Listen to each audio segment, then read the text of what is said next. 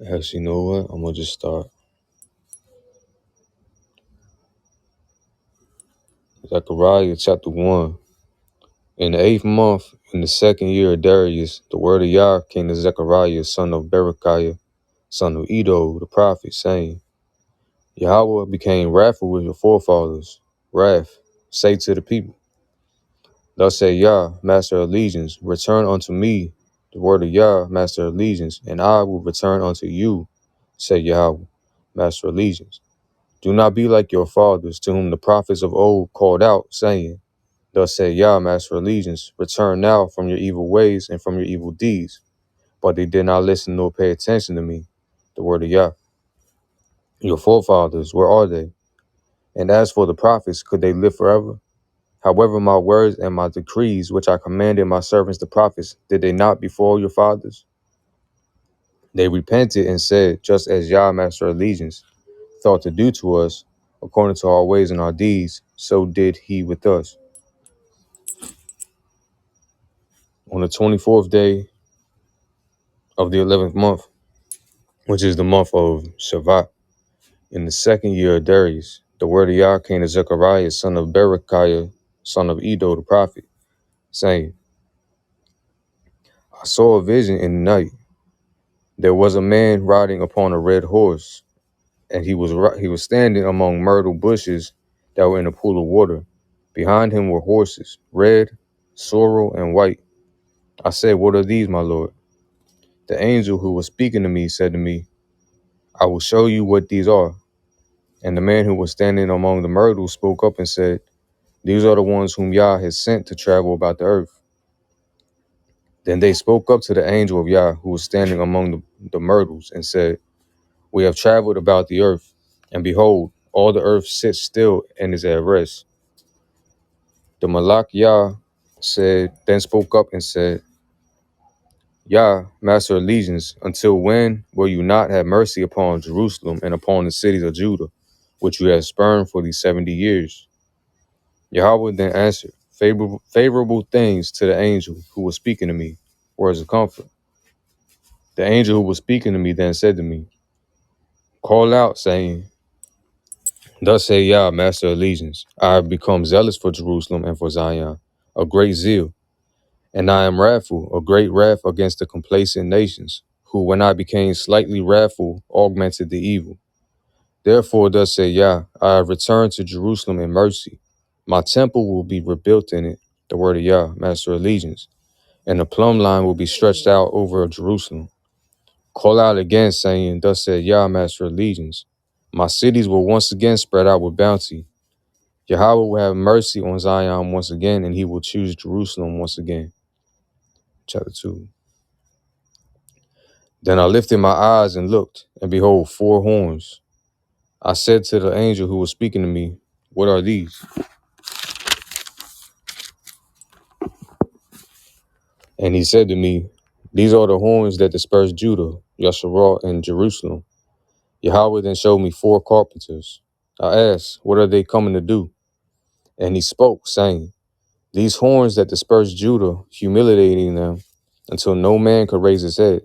So these carpenters have come to terrify them, to cast down the horns of the nations who raise a horn against the populace of the land of Judah to disperse. Then I raised my eyes and looked, and behold, there was a man, and in his hand was a measuring line. I asked, where are you going? And he answered me, to measure Jerusalem, to see how wide its breadth and how long its length. Just then the angel who was speaking to me was going forth, and another angel was going forth toward him. He said to him, run, speak to that young man over there, saying, Jerusalem will be settled beyond its walls, because of the multitude of people and livestock within it. And I will be for it, the word of Yah, a wall of fire all around, for glory I will be in its midst. Woe, woe, flee from the land of the north, the word of Yah, for I have scattered you like the 4 directions of the heavens, the word of Yah. Woe, O exiles of Zion, escape, O you who dwell with the daughter of Babylonia. For thus say Yah, master of legions, after glory, he will send me to the nations who despoil you. For whoever touches you touches the pupil of his own eye. For behold, I am waving my hand against them, and they will become spoils to those who have served them. Then you will know that Yah, Master of Legions, has sent me. Sing and be glad, O daughter of Zion. For behold, I am coming, and I will dwell in your midst. The word of Yah. Many nations will join themselves to Yah on that day, and they will become a people unto me, and I will dwell in your midst. Then you will know that Yah, Master of Legions, has sent me to you. Yahweh will take Judah as his heritage, his portion upon the Holy Land, and he will choose Jerusalem again. Be silent, all flesh, before Yahweh, for he is aroused from his holy abode. Shh. Chapter 3. Then he showed me Joshua, the Kohen Gadol, standing before the angel of Yahweh, and the Satan was standing on his right to accuse him. The Malach Yahweh said to Satan, May Yahweh denounce you, O Satan. May Yahweh who chooses Jerusalem denounce you indeed. This man is like a firebrand saved from a fire. But Joshua was dressed in filthy garments as he stood before the angel. The angel spoke up and spoke to those standing before him, saying, Remove the filthy garments from upon him. Then he said to Joshua, See, I have removed your iniquity from upon you, and dressed you with clean attire. Then I said, Let them put a pure turban on his head. So they put a pure turban on his head, and they dressed him in clean garments, while the Malach Yahweh remained standing. The angel of Yahweh then warned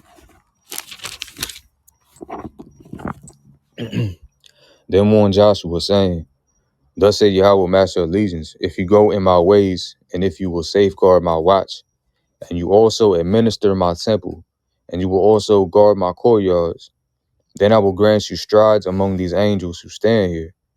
Listen now, O Joshua, the Kohen Gadol, you and your companions who are sitting before you, for they are men worthy of a miracle. For behold, I am bringing my servant, Zemah, the flourishing one.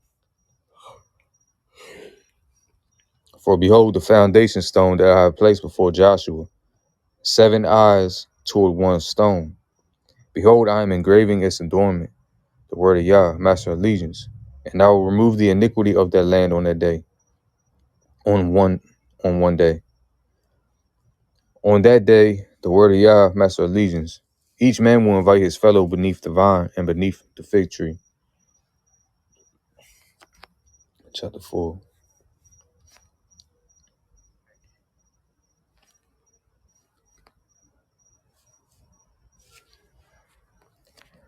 Then the angel who was speaking with me returned and woke me, as a man is awakened from his sleep.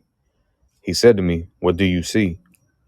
I said, I see, and behold, there was a menorah made entirely of gold with its bowl on its top. Its 7 lamps are upon it, and there are 7 ducts for each of the lamps on its top. There are 2 olive trees over it, one on the right bowl and one on his left.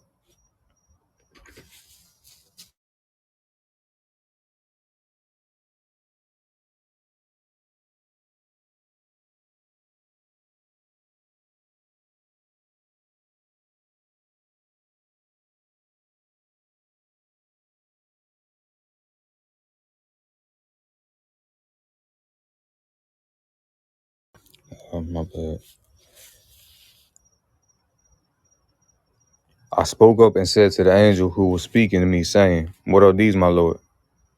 The angel who was speaking to me answered and said to me, Do you not know what these are? And I said, No, my Lord. He spoke up and said to me, saying, This is the word of Yah to Zerubbabel, saying, Not through army and not through strength, but through my spirit, said Yahweh, Master of Legions. Who are you, O great mountain? Before Zerubbabel you will become a plain. He will bring out the cornerstone with cheers of grace for it. The word of Yah then came to me, saying, The hands of Zerubbabel laid the foundations of this temple, and his hands will complete it. Then you will know that Yahweh, Master of Legions, has sent me to you. For who is scornful on the day of small things? They will rejoice when they see the stone of the plumb line in the hand of Zerubbabel, building 7 times as much. The eyes of Yahweh, they scan the whole world. I then spoke up and said to him, What are these two olive trees on the right of the menorah and on its left? I spoke up a second time and said to him, What are the two clusters of olives that are next to the two golden presses, which are pouring golden oil from themselves? He spoke to me, saying, Do you not know what these are? And I said, No, my Lord. He said, These are the two anointed men who are standing by the Adonai of all the land. Chapter 5. Once again I raised my eyes and looked, and behold, a scroll was flying. He said to me, What do you see?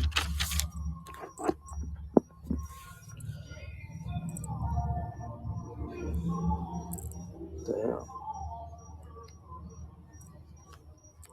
I answered, I see a flying scroll. 20 cubits is length and 10 cubits is width. He said to me, This is the curse that is going out over the surface of the whole land. For heretofore, anyone who steals has been absolved of such a curse, and everyone who swears falsely has been absolved of such a curse. I have taken this damn book. Can't even see everything. I need to scroll. I have taken it out, the curse, the word of Yah, master allegiance, and it shall enter the house of the thief and the house of the one who swears falsely in my name, and it shall lodge within his house and annihilate it with its wood and stones. Then the angel who was speaking to me went forth and said to me, Raise your eyes and see what this emerging thing is. I said, What is it? And he said, This is an ephah that is emerging. And he said, This because their greedy eyes are in all the land. Then behold, a block of lead was being lifted, and this one woman was sitting inside the ephah. And he said, This woman is wickedness. And he threw her into the ephah and threw the lead weight into her mouth. Then I raised my eyes and looked, and behold, two women were emerging with wind in their wings. For they had wings like a stork's wings, and they lifted the ephah between the earth and the heavens. I said to the angel who was speaking to me, Where are they taking the ephah? He said to me, To build her a house in the land of Shinar. It will be established, and she will be set down there on her base. Chapter 6. Once again, I raised up my eye, and I saw, and behold, 4 chariots were emerging from between 2 mountains, and the mountains were mountains of copper. In the first chariot there were red horses. In the second chariot there were black horses. In the third chariot there were white horses. And in the fourth chariot there were spotted gray horses. I spoke up and I said to the angel who was speaking to me, What are these, my Lord? The angel answered and said to me, These are going out to the 4 directions of the heavens, from standing before the Adonai of all the earth. The chariot within which are the black horses. They are going forth to the land of the north, and the white ones went forth after them. The spotted ones went forth to the land of the south. The gray ones went forth and asked to go to travel through the world. He said, Go, travel through the world. So they traveled through the world. He then summoned me and spoke to me, saying, See, the ones going out to the land of the north have allayed my anger in the land of the north. The word of Yah came to me, saying, Take from the exiles, from Heldai, from Tobiah, and from Jediah. Come on that day, come to the household of Josiah, son of Zephaniah, who have come from Babylonia, and take silver and gold and make crowns, and place them, one of them on the head of Joshua, son of Jehozadak, the Kohen Gadol. Say to him, Thus said Yah, master of legions, Behold, there is a man, his name is Zamah, and he will flourish in his place. Who is this Zamah? I ain't never heard of this Zamah. I don't recall this dude. Shalom, Inlet. He will build the sanctuary of Yahweh. He will build the sanctuary of Yahweh. He will bear majesty, and he will sit and rule upon his throne. The Kohen will be upon his own throne, and there will be a disposition of peace between the two of them. The crowns will be a remembrance for Helem, for Tobiah, for Jediah, and for Hen, son of Zephaniah, in the sanctuary of Yah. People from far away will come and build the sanctuary of Yah, and then you will know that Yahweh, Master of Legions, has sent me to you. This will happen if you truly listen to the voice of Yahweh, your Elohim. 7. It happened in the 4th year of King Darius that the word of Yah came to Zechariah on the 4th day of the 9th month in Kislev. Serezer, as well as Regem Melech and his associates, had sent a message to Bethel to beseech Yahweh and to speak their question to the Kohanim of the temple of Yahweh, Master of Legions, and to the prophets, saying, Should I weep in the 5th month, abstaining from pleasures, as I have been doing for many years? So the word of Yah, Master of Legions, came to me, saying, Speak to all the people of the land and the Kohanim, saying, When you fasted and mourned in the 5th month and in the 7th for these 70 years, was the fasting that you fasted for my honor? Was it for me? And when you eat and when you drink, is it not you who are the eaters and you who are the drinkers? Behold, consider the prophecies that Yahweh pronounced through the earliest prophets, when Jerusalem and its surrounding cities were settled and peaceful, and the south and the lowlands were settled. The word of Yah came to Zechariah, saying, Thus spoke Yahweh, Master of Legions, saying, Judge with truthful justice, and perform kindness and mercy toward one another. Do not oppress the widow and the orphan, the stranger and the poor, and do not think in your hearts of wronging one another. But they refused to heed, and they turned a rebellious shoulder. They made their ears hard of hearing. They made their hearts like hard iron, rather than hear the teaching and the words that Yahweh, Master of Legions, has sent by his Spirit through the earliest prophets. And there was a great rage from Yahweh, Master of Legions. And it happened that just as he had called, but they did not listen, so will they will call out, and I will not listen, said Yahweh, Master of Legions. And I will cause them to be storm-tossed among all the nations that they did not know. After that, the land became deserted from any who come and go. They made an exquisite land into a desolation. Chapter 8.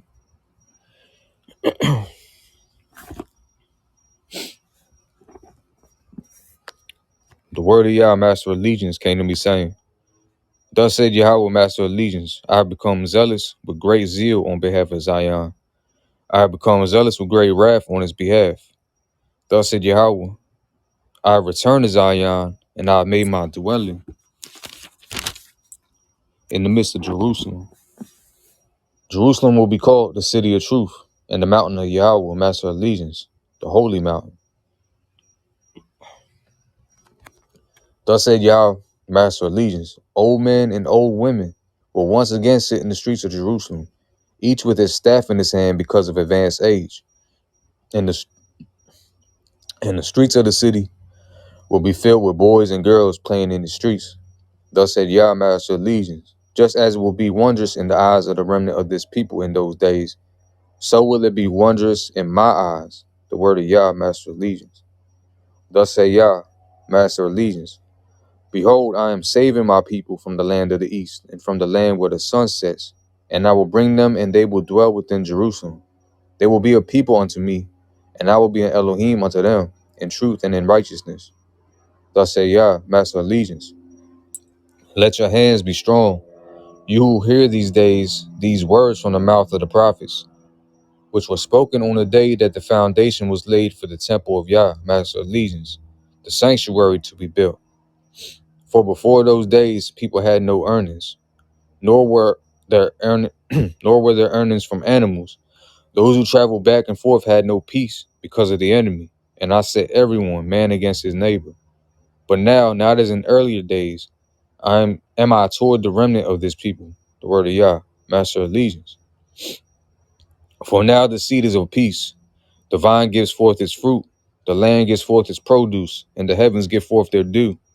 I have bestowed all these upon the remnant of this people.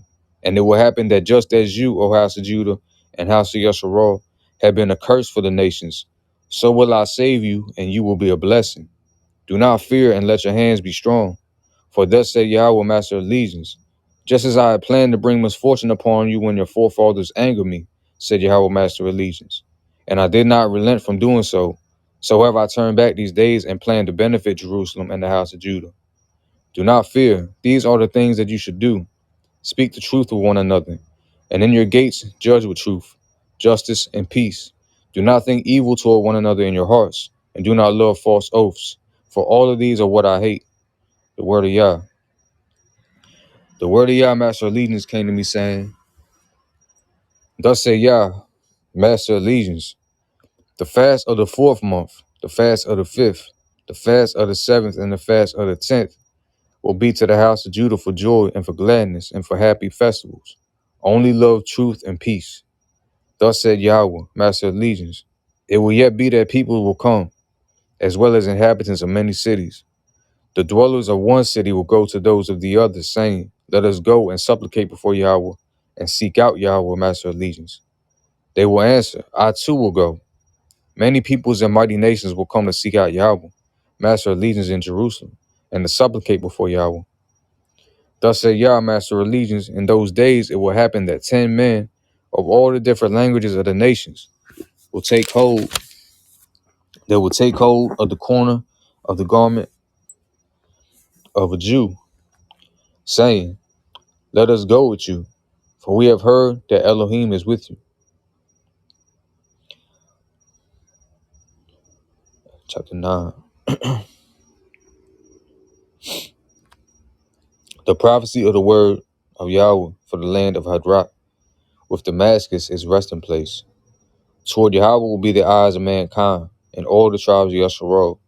Also Hamath will be in its borders, as well as Tyre and Sidon, though she is very wise.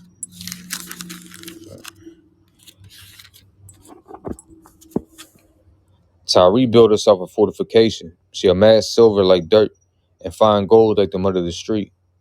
Behold, Adonai will impoverish her, and he will strike her wealth with the sea, and it will be consumed by fire. Ashkelon will see this and fear, and Gaza will see and tremble greatly, and Ekron, for the one to whom she looked for protection, has been humiliated. A king will perish from Gaza, and Ashkelon will not be inhabited. A stranger will dwell in Ashdod, and I will eliminate the pride of the Philistines. I will remove his blood from his mouth, and his abominations from between his teeth. And then he too will remain for Elohim. He will be like a master in Judah, and Ekron will be like the Jebusite. I will encamp at my home to protect it against any army, and from any enemy who comes and goes. And an oppressor will never again pass through them. For now I have seen their suffering with my eyes. Rejoice gladly, O daughter of Zion. Shout for joy, O daughter of Jerusalem. For behold, your king will come to you. Righteous and victorious is he, a humble man riding upon a donkey, upon a foal, a calf of she-donkeys. I will eliminate any battle chariot from Ephraim and any war horse from Jerusalem. And the bow of warfare will be eliminated, and he will speak peace. His dominion will be from sea to sea and from river to the ends of the earth. Also you, through the blood of your covenant, I will have released your prisoners from the pit in which there is no water. Return to the fortress, O prisoners of hope. Today, too, a second announcement. I will return to you, for I will bend Judah as a bow for me. I will fill the hand of Ephraim with a bow, and I will stir up your children, O Zion, against your children, O Greece, and I will make you like the sword of a warrior. Yahweh will appear to them, and his arrow will go forth like the lightning, and Adonai Yahweh Elohim will blow with a shofar and go forth in southern tempests. Yahweh Master of Legions will protect them, and they will devour and conquer the stones of the slingshot. They will drink and be boisterous as from wine. They will be filled up like a bow, and like the corners of the altar. Yahweh the Elohim will save his people like sheep on that day, for the stones of the crown will be exalted on his land. How goodly and how beautiful will be the grain of young men and the wine that make maidens sing. Stones, stones of the crown.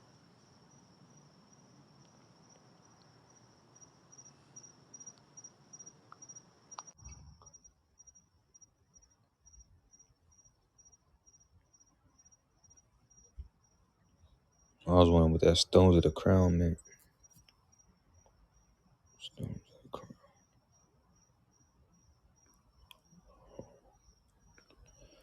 crown. Chapter 10. Request rain of Yahweh in the season of the late rains, of Yahweh who makes rain clouds, and he will provide them a shower of rain for each man, herbage in the field. For the teraphim speak words of nothingness. The diviners see falsehoods, and dreamers speak lies. They comfort with meaningless words. Therefore they have wandered off like sheep. They are humble, for there is no shepherd.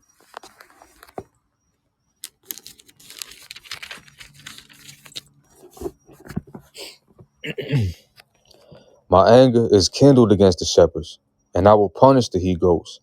For Yahweh Master Allegiance has remembered his flock, the house of Judah, and he will make them like a horse whose glory is in war. From themselves the cornerstone, from themselves the peg, from themselves the bow of war.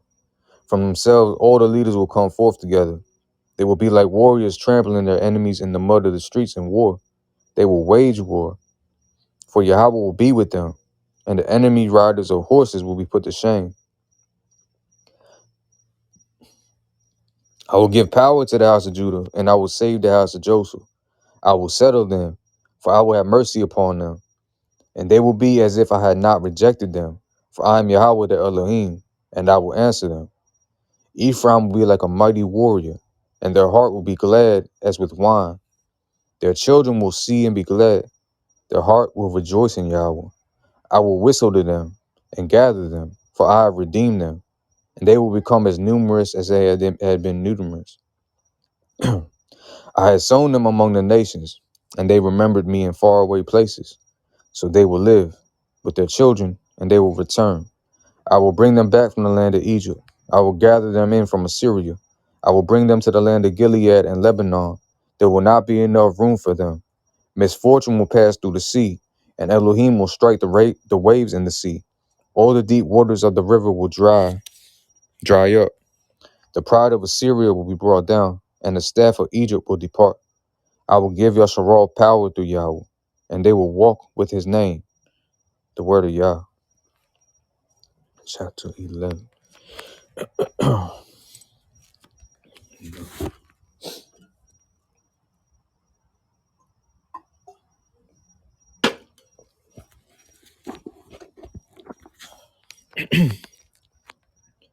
Open your doors, O Lebanon, and let fire consume your cedars. Wail, O Cyprus, for the cedar has fallen, for the mighty ones have been vanquished. Wail, O oaks of Bashan, because the impregnable forest has come down. There is a sound of the shepherds wailing, for their power had been vanquished. There is a sound of young lions roar, for the heights of the Jordan have been vanquished. Thus say Yah, my Elohim, tend the flock meant to be slain, whom their buyers slay, and they are not guilty, and those who sell them say, Blessed be Yah, now I am rich, and whose shepherds do not pity them. For I will no longer pity the inhabitants of the land, the word of Yah. Behold, I am giving over the people, each one into the hand of his fellow and into the hand of his king. They will crush the land, and I will not save them from their hand. I had tended the flock meant to be slain, because they were the meekest of the flock. I took for myself two staffs. One I called Nawam, and the other I called Hobalim. And I tended the flock. I removed the 3 shepherds in 1 month, and my soul became impatient with them, for their soul also found me repulsive. I said, I will not tend you. Let the dying one die, and let the decimated one be decimated. And as for the remaining ones, let each devour the other's flesh.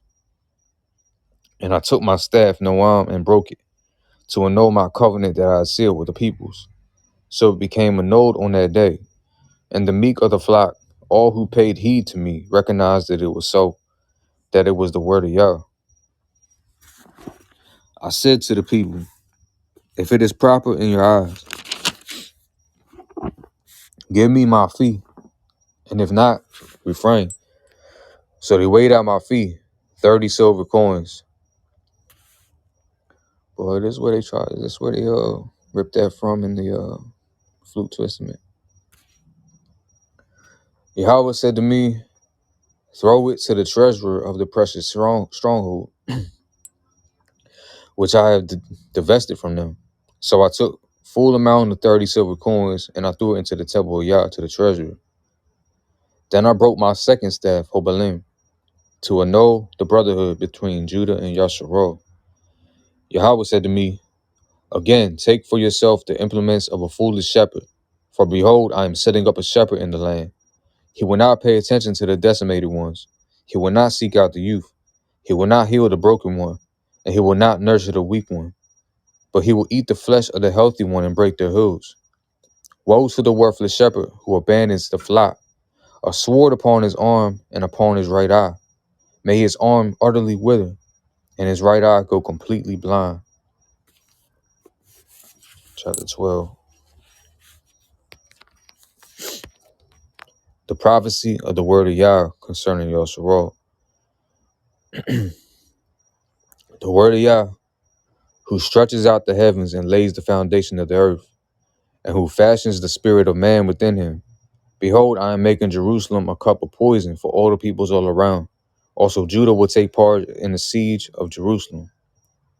It shall be on that day that I will make Jerusalem for all the peoples a burdensome stone, whose bearers all become lacerated, and all the nations of the world will gather against it. On that day, the word of Yah, I will strike every horse with confusion and his rider with madness, but I will open my eyes to the house of Judah, while I strike every horse of the people with blindness. Then the captains of Judah will say in their hearts, the inhabitants of Jerusalem are a source of strength for me. In their prayers to Yah, Master of Legions, the Elohim. On that day I will make the captains of Judah like a stove, fire burning wood, and like a fiery torch burning sheaf, and they will consume on the right and on the left all the peoples all around. And Jerusalem will again settle in its place in Jerusalem. Yahweh will save the tents of Judah first, so that the splendor of the house of David and the splendor of the inhabitants of Jerusalem should not overwhelm Judah. On that day, Yahweh will protect the inhabitant of Jerusalem. On that day, even the weakest among them will be like David, and the house of David will be like divine beings, like a Malach Yahweh before them.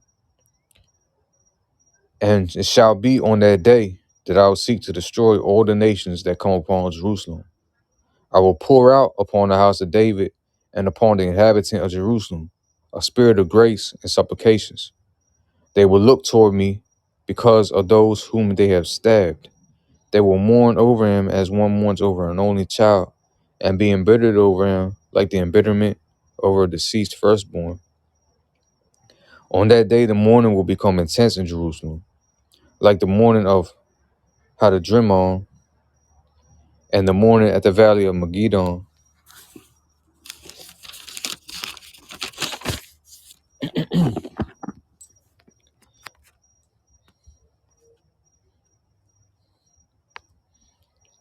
If you want to take over, you can feel free. Hey, shalom, brother. So where you just finished where you at like Zechariah chapter 12 verse like 13 or something, right? I just finished 11. I'm about to hit 12. You sure? Oh, okay, yeah. I think it's numbered different than Tanakh. It sounded like 12. You got stones, right? Well, I'm out here walking around right now, but I'll pull it up on my phone and shit. Oh yeah, I'm about to hit 12 right now. All right. I mean, I can read it real quick though. Let me get one in. Yeah, go ahead. Yeah, I'm just out here walking around. I'm not gonna lie, it's hella safe on this side. The prophecy of the word. Let me turn on my flashlight too. All right, the prophecy of the word of Adonai concerning Israel. Says Adonai, who stretches out the Hashemayim and forms the Ha'arats and forms the Rawak of man within him. Behold, I am making Jerusalem a cup of weakness for all the peoples around, and also on Yehudah, that he shall be ensieged against Jerusalem. And it shall come to pass on that day that I will make Jerusalem a stone of burden for all peoples who bear it, and it shall be gashed, and all the nations of the earth shall gather around it.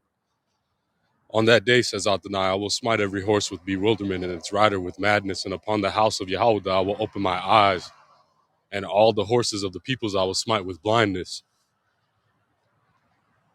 And the princes of Yahweh shall say to themselves, the inhabitants of Jerusalem were my strength through Yahweh of hosts, Elohim.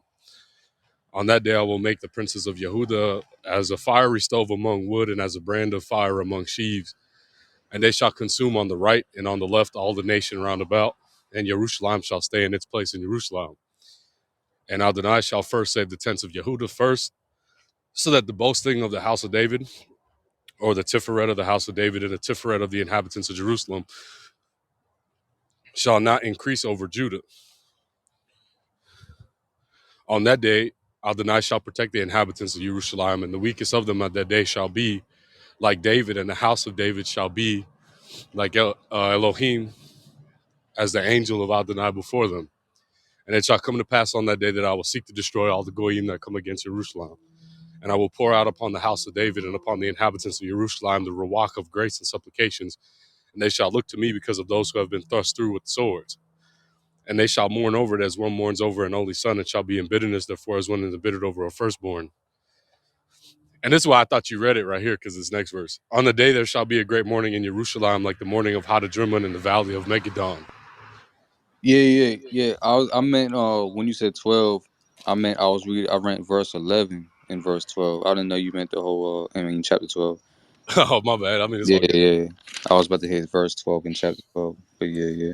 And the land shall mourn, every family apart, the family of the house of David apart, and their wives apart, the family of the house of Nathan apart, and their wives apart, the family of the house of Lewi apart, and their wives apart, and the family of the Shimeites apart, and their wives apart. All the remaining families, every family apart, and their wives apart. 13. On that day, a spring shall be opened for the house of Dawad, and for the inhabitants of Jerusalem for a purification and for a sprinkling. Excuse me. And it shall come to pass on that day, says Adonai of hosts, I will cut off the names of the idols from the earth, and they shall no longer be mentioned. And also the prophets in the spirit of contamination I will remove from the earth. Well, we know that ain't never happened. And it shall come to pass, if a man still prophesies, that his father and his mother and his parents shall say to him, you shall not live, for you have spoken falsely in the name of Adonai. And his father and his mother, his parents, shall thrust him through because of his prophesying. Well, that ain't never happened. And it shall come to pass on that day that the prophet shall be ashamed, each one of his vision when he prophesies, and they will not wear a hairy mantle in order to lie. And he shall say, I am not a prophet, I am a tiller of the soil, for a man entrusted me with this cattle from my youth. And one will say to him, what are these wounds between your hands? And he shall say, that I was smitten in the house of my friends. O sword, awaken against my shepherd and against the men who is associated with me, says Adonai Shavuot. Smite the shepherd, and the flock shall scatter, and I will return my hand upon the little ones. And it shall come to pass throughout all the land, says Adonai, 2 parts of it shall be cut off, they shall perish, and the third shall remain therein.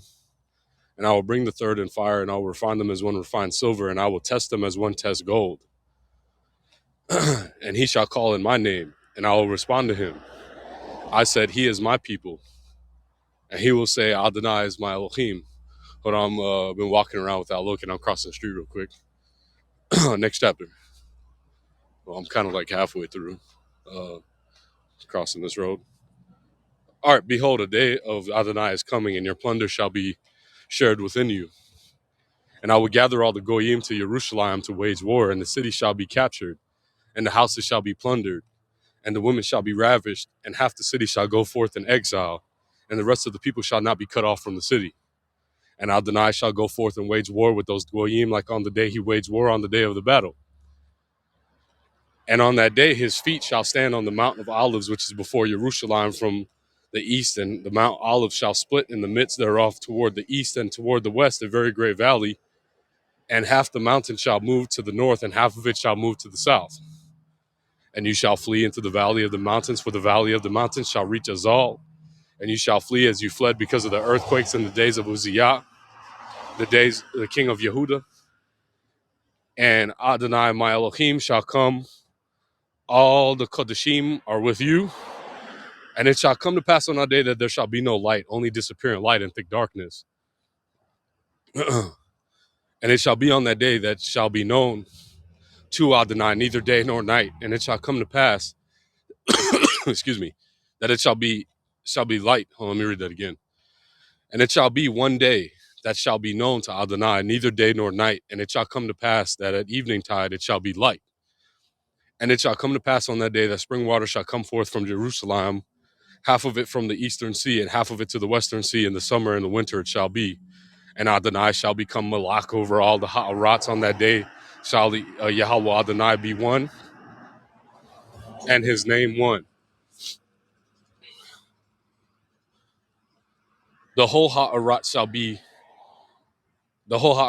changed to be like a plain from the hill of Rimmon in the south of Jerusalem, but Jerusalem will be elevated high and remain in its old place, from the gate of Benjamin to the place of the first gate until the corner gate, and from the tower of Hananel until the king's wine cellars. And they shall dwell therein, and there shall be no more destruction, but Jerusalem shall dwell in safety. And this shall be the plague wherewith Adonai will smite the goyim who besiege Jerusalem, and his flesh will waste away. While he stands on his feet, his eyes will waste away in their sockets, and his tongue shall waste away in his mouth. Hold on, let me pay attention to what I'm doing real quick. All right. And it will come to pass on that day that there will be a great consternation sent by Adonai upon them. Each one shall seize the hand of the other, and his hand shall rise up against the hand of the other. Yes, even Yahudah will fight against Jerusalem, and the wealth of all the goyim round about, gold and silver and apparel, will be gathered in very great abundance. Whoa. And so will be the plague of the horses, the mutes, the mules, and the camels, the donkeys, and the animals that are in those camps, similar to this plague. And it will come to pass that everyone left of the goyim who came up against Jerusalem will go up from year to year to prostrate himself to the Malach Adonai of hosts, and to celebrate the festival of tabernacles. And that didn't never happen. Anyway, and it shall be whoever all the families of the Ha'arats does not go up to Jerusalem to prostrate himself to the Malach Adonai of hosts, upon them shall there no be no rain. And even if the family of Mitzrayim does not go up and does not come up, it shall not rain upon them. The plague on Mitzrayim will be the same as that which Adonai will plague the Goyim, who do not go up to the festival to celebrate the Feast of Tabernacles. On that day there will be upon the bells of horses, Kodesh, what is that? Kodash la Yahweh. Yeah, holy to Yahweh. And the pots in the house of Yahweh will be like one sprinkling bowls before the altar. Yeah, every pot in Jerusalem and in Yahudah will be Kodash la Yahweh Shabbaot, and all who sacrifice will come and take of them and cook in them. And there will be no longer a trafficker in the house of Adonai Shabbaot on that day.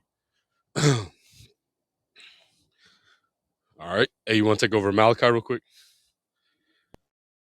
Yeah. Focus on Oh, walking. I'm almost there. I'm about to bend the corner now. Uh,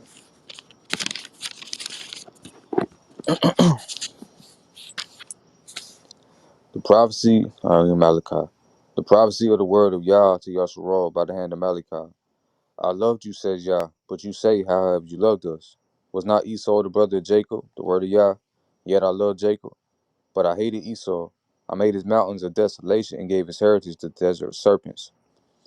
Though Edom will say, we have become destitute, but we will return and rebuild the ruins. Thus says Yahweh, Master of Legions. They may build, but I will tear down. They will be called the boundary of wickedness, and the people whom Yahweh has condemned forever. And your eyes will behold it, and you will say upon the territory of Yasharal, may Yahweh be glorified. A son will honor his father, and a servant his master. If I am a father, where is my honor? And if I am a master, where is my fear? Says Yahweh, Master of Legions. To you, the Kohanim who scorn my name, yet you say, how have we scorned your name? You present on my altar loathsome food, and you say, how have we loathed you? By your saying, the table of Yahweh is repulsive. When you present a blind animal for sacrifice, is nothing wrong? And you present a lame or sick animal, is nothing wrong? Present it if you please to your governor. Would he be pleased with you or show you favor? Said Yahweh, Master of Legions. And now if you entreat Elohim, will he be gracious unto us? This sin comes from your hand. Will he show you favor? Says Yahweh, Master of Legions. If only there were someone among you who would shut the temple, shut the temple doors, so that you cannot kindle upon my altar in vain. I have no desire for you, said Yahweh, Master of Legions, and I will not accept an offering from your hand. For from the rising of the sun to its setting, my name is great among the nations, and in every place where offerings are presented to pure meal offerings for my name is great among the nations, says Yahweh, Master of Legions. But you defile it by your saying the table of the Adonai is loathsome, and by your description of it is as its food is repulsive. You say, behold, this offering is so burdensome, and so you vex him, says Yahweh, Master of Legions. You bring the stolen and the lame and the sick animal and bring it as an offering. Shall I accept it from your hand, says Yahweh? Cursed be the charlatan who has a superior ram in his flock, but vows and sacrifices a blemished animal for the Adonai. For I am a great king, says Yahweh, Master of Legions, and my name is awesome among the nations. Yeah, basically, that's akin to us not giving our best to the Most High when we know we can do better. That's kind of the same thing with, like, say somebody's in need of something and you have something to give to them. Say you got like $10 in your pocket, somebody needs it, and you give them a penny, and they need it more than you. That's kind of the same situation, same concept. Chapter 2. And now this commandment is upon you, O Kohanim. If you do not listen and do not take it to heart to render the honor of my name, says Yahweh, Master of Legions, I will send the curse among you, and I will curse your blessings. Indeed, I had already cursed, for you do not take to heart. Behold, I am suppressing the sea because of you, and I will scatter filth upon your faces. The filth are your festive offerings. Your sin will carry you to this. Know that I have sent this commandment to you, so that my covenant should be with Levi, says Yahweh, Master of Legions. My covenant was with him, life and peace. I gave these to him for the sake of the fear with which he feared me, for he was in awe of my name. The teaching of truth was, and injustice was not found on his lips. He walked with me in peace and with fairness, and turned many away from iniquity. For the lips of the Kohen should safeguard knowledge, and people should seek teaching from his mouth. For he is an agent of Yahweh, Master of Legions. But you have veered from the path. You have caused many people to stumble through your teaching. You have You have corrupted the covenant of Levi, says Yahweh, Master of Legions. Therefore I have also made you repulsive and lowly to all the people, because you do not observe my ways, and you show favoritism in your teaching. Have we not all one Father? Did not one Elohim create us all? Why then is one person betrayed by another in order to defile the covenant of our forefathers? Judah has betrayed, and an abomination has been done in Yasharal and in Jerusalem. For Judah has defiled the holy nation of Yahweh, which he loved, and has taken in marriage the daughter of a foreign god. May Yahweh eliminate from the man who does this any child and descendant from the tents of Jacob, and anyone who might present an offering to Yahweh, Master of Legions. And this is a second sin that you commit, covering the altar of Yahweh with tears, crying and moaning, so that he will no longer turn to your offering, or take it with favor from your hand. You say, why is this? It is because Yahweh has testified between you and the wife of your youth, whom you have betrayed, though she is your companion and the wife of your covenant. You ask, but did not the unique one do so? And he had an extraordinary spirit? And what did the unique one seek? Godly offspring. However, you should guard your spirit and not let it betray the wife of your youth. For he who hates his wife should divorce her, said Yahweh, Elohim of Yasharal. He covers injustice with his garment, says Yahweh, Master of Legions. Guard your spirit and do not commit betrayal. You have wearied Yahweh with your words, but you say, how have we wearied him? By your saying, everyone who does wrong is good in the eyes of Yah, and he favors them. Or else, where is the Elohim of justice? Chapter 3. Behold, I am sending my messenger, and he will clear a path before me. Suddenly the Adonai who you seek will come to his sanctuary, and the messenger of the covenant for whom you yearn. Behold, he comes, says Yahweh, Master of Legions. Who can bear the day of his coming, and who can survive when he appears? For he will be like the smelter's fire and like the launderer's soap. He will sit smelting and purifying silver. He will purify the children of Levi and refine them like gold and like silver, and they will be for Yah presenters of offerings in righteousness. Then the offering of Judah and Jerusalem will be pleasing to Yahweh as in the days of old and the previous years. I will draw near to you for the judgment. I will be like a And I will be a swift witness against the sorcerers, against the adulterers, against those who swear falsely, against those who extort the wage of the worker, the widow, and the orphan, and against those who wrong the stranger and do not fear me, says Yahweh, Master of Legions. For I, Yah, have not changed, and you, the sons of Jacob, you have not perished. Since the days of your forefathers, you have veered from my way, from my laws. You have veered away from my laws, and you have not observed them. Return to me, and I will return to you, says Yahweh, Master of Legions. But you say, for what should we repent? Should a person steal from Elohim as you steal from me? And you say, how have we stolen from you? By withholding the tithes and the teruma offerings.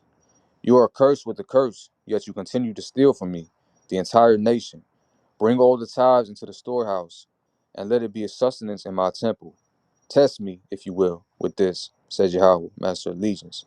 See if I do not open up for you the windows of the heavens and pour out upon you blessing without end. And I will rebuke the devourer for you, and they will not destroy for you the produce of the ground. And the vine will not cast off its fruit for you in the field, says Yahweh, Master of Legions. All the nations will praise you, for you will be a land of delight, says Yahweh, Master of Legions. Your words have become harsh against me, says Yahweh. But you say, how have we spoken against you? You have said, it is useless to serve Elohim.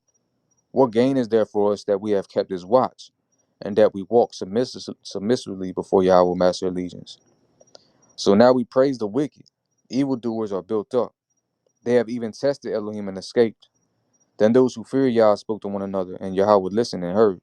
And a book of remembrance was written before him for those who fear Yah and those who give thought to his name.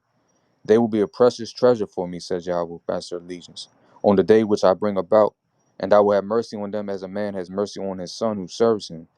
Then you will return and see the difference between the righteous and the wicked, between the one who serves Elohim and one who does not serve him. For behold, the day is coming, burning like an oven, when all the wicked people and all the evildoers will be like straw, and that coming day will burn them up, says Yahweh, Master of Legions, so that it will not leave them a root or branch.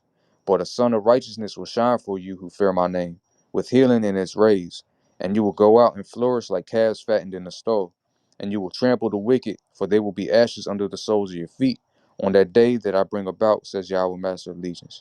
Remember the Torah of Moshe, my servant, which I commanded him at Horeb for all of Yasharal, its decrees and its statutes. Behold, I send you Elijah the prophet before the coming of the great and awesome day of Yah, and he will turn back to Elohim the hearts of fathers with their sons and the hearts of sons with their fathers, lest I come and strike the land with utter destruction. Praise the mighty Yah. We are done for tonight, y'all.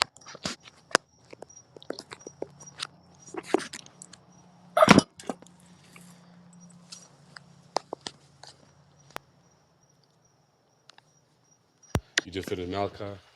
Yeah, yeah. Good, bro. Shoot. We got to run through, what is it? What's left? Just Chronicles, right? Oh, nah, not mine. We got Psalms. We Oh, got yeah. Psalms, Proverbs, and you got um Lamentations. all that Esther, Ruth, all that Nehemiah. Mm-hmm. Yeah, but we can kill that. I'm gonna start Psalms tomorrow. I might start early tomorrow, and probably get Psalms finished by Friday night. Then read try to read a lot on Shabbat after what's the name after Face gets done, and try to get this done by next week. Yeah, bro. And then we could, like I said, you already know what I'm working on behind the scenes and stuff. So that's why I got Judah and them on here, so they could go ahead and take care of all this, deal with all this other shit on here. I'm not dealing with it no more. And they do some real stuff, you know.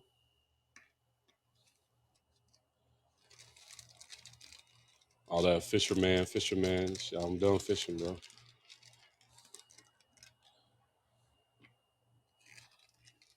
I feel What? I'm trying to get me on this good herb right here, and write me up some Torah scroll and chill. Listen to some music.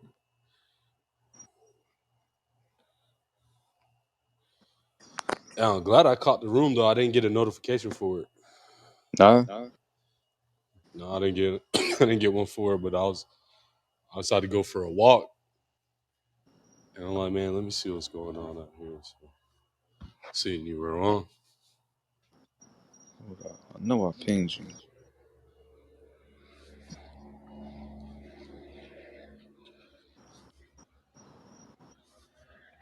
I can't even find you. You Yeah, I know it's a pain probably for my name because it's not even in English. Oh, but you got the Hebrew. You got the yeah, I Hebrew got key. the yeah. It usually shows up. I could have swore I pinged you in here. Oh yeah, I did. I did. Got the check mark there. Oh, you must not be getting notifications for some reason.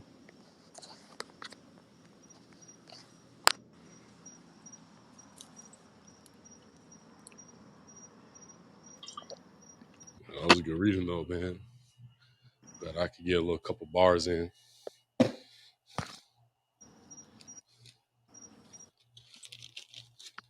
Yeah, that Malachi, man. So we wouldn't say that Malachi that when it's talking about Elijah, that didn't happen either, right? Nope. Right. I wouldn't either. Hey, that's another one they can't explain right there.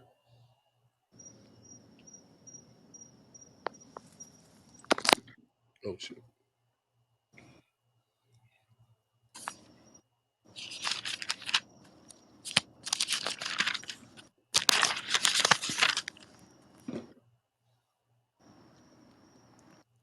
Hmm.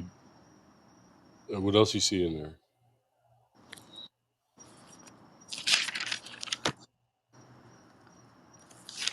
There was something earlier I went over that was damn what was it?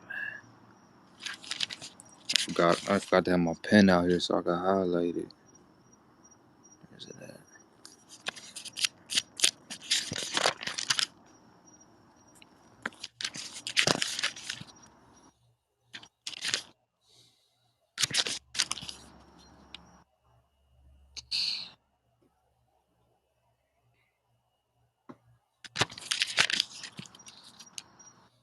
I should have wrote it down.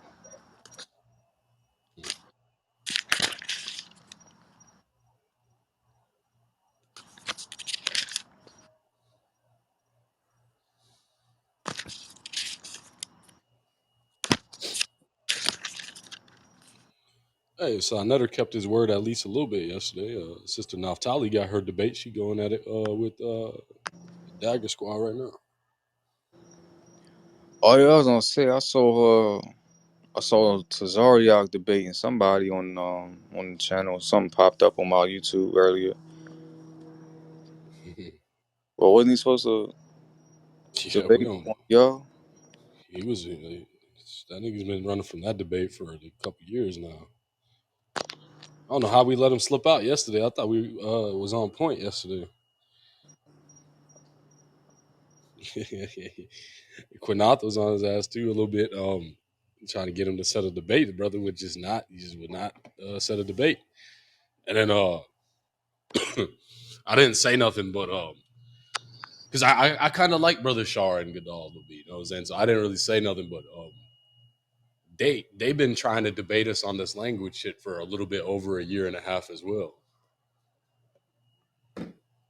That's what I'm saying. Like we don't know what these brothers be ever talking about.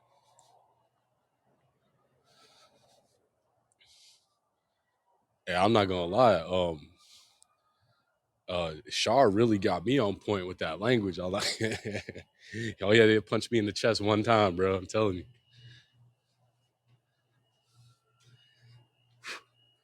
So I was actually very proud of Devion yesterday because when they get to doing that PTR, hey, read this right here. They trying to headhunt you, but he held it down, bro. I was like, hey man, I'm telling you, bro. I was finishing up at work and I'm listening, and every time they're like, hey Devion, read this or whatever, right? I like run to my phone real quick and go check what they got on the shit. When they put that paleo up, I was like, oh man, they might have got your boy a little bit, man, because I can't read that shit. But he read it like and he broke it down like pretty good. I was like, yeah, I told him not to play with Devion, man. The young brother said next generation.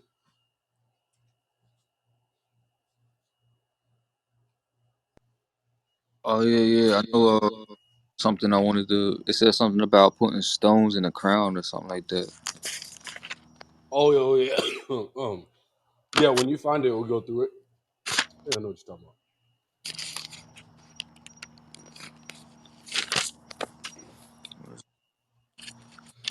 16.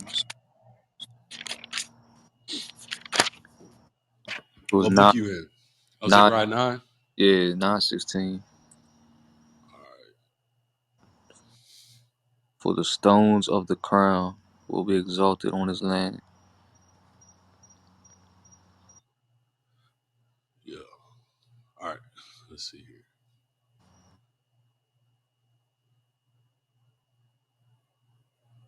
Yeah, so the first word, like the shall save, Yahweh shall save them. It's like Wehoshia, um, Wehoshiach, Yahweh Elohechem, Bayom Hayu Keshon, Amoke, Abane. Okay, there's the word Abane for stones. Could mean a lot of things. It's I think it's H68 in the Strongs. It's like carbuncle, mason, plummet, chalk, hail, head, sling, stone, divers, weight. Okay, so they shall be as stones or like a weight for the Nezer. Mito no shot, lifted up like an ensign. Uh, Al admato, on this like land or this earth or this ground. So it's okay. Wehoshiam Yahweh Elohayim. So Yahweh shall save them by Yom in that day, as the flock, like the kazon of his people, Amo, Ki, Abane, for they shall be as stones of a crown lifted upon the ensign on his land. Wow. Hey. So it said like the people are gonna be like what like solidifies his Nazer. And it'll be like an ensign on this land. That's great. I mean we could probably go into this for a little while. Shit, feel free.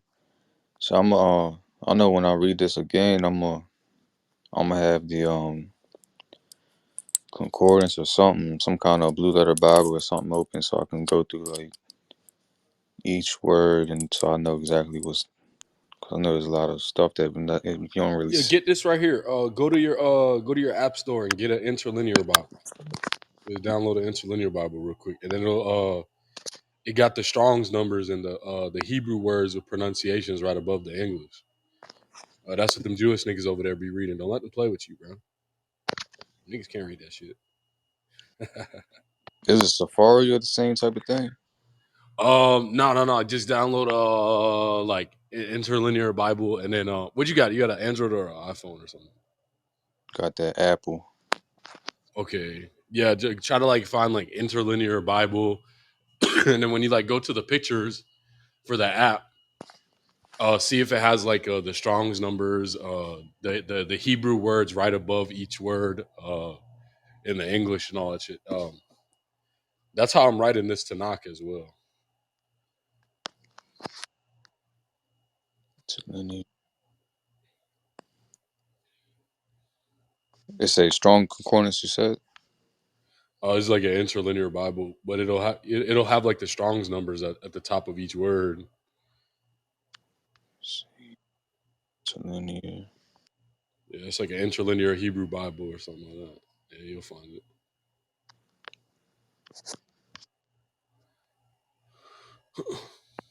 Hebrew Greek. Oh, I want Greek. Oh,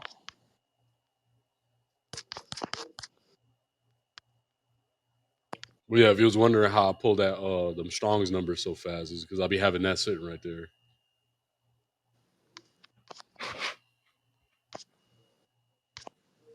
I'm about to download one of these.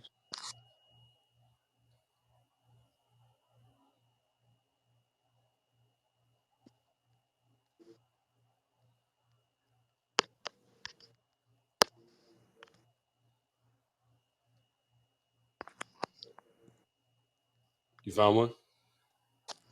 I see one that says there's a blue letter. There's a um Hey, try to find one called My Sword.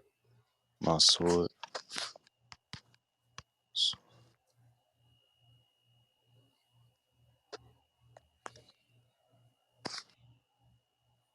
Yeah, that My Sword app got everything.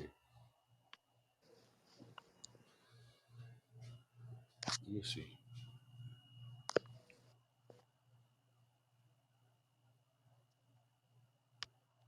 I see E sword. LT. Yeah, yeah, that one I think you got to pay for it, $2.99. But if you look at the first picture, it's not like this. Never mind, this one ain't no good either because it just has the Strong's numbers next to each word, but it don't have like the Hebrew. Hold on, let me go in the Apple Store real quick. I'll try to find you one. What's it called? Like Apple what? Your little like this stuff where you download stuff. What is this called? It just says App Store on this thing. Okay, all right. Let's see here. Let's see. I can search it. Okay. Interlinear Hebrew.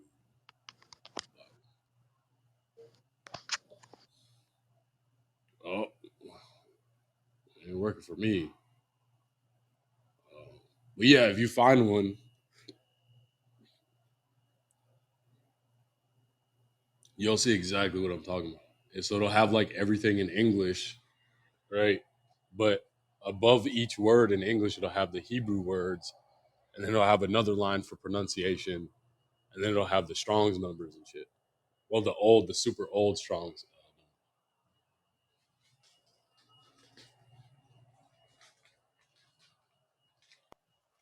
I see one Martin Loke.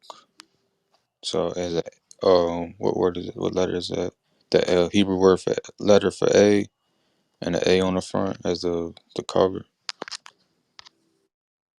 Is that what you're talking about?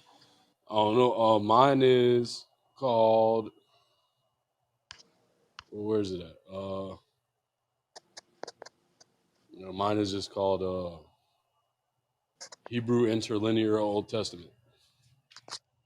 That's literally what it's called on mine. But I'll be keeping that junk handy right there.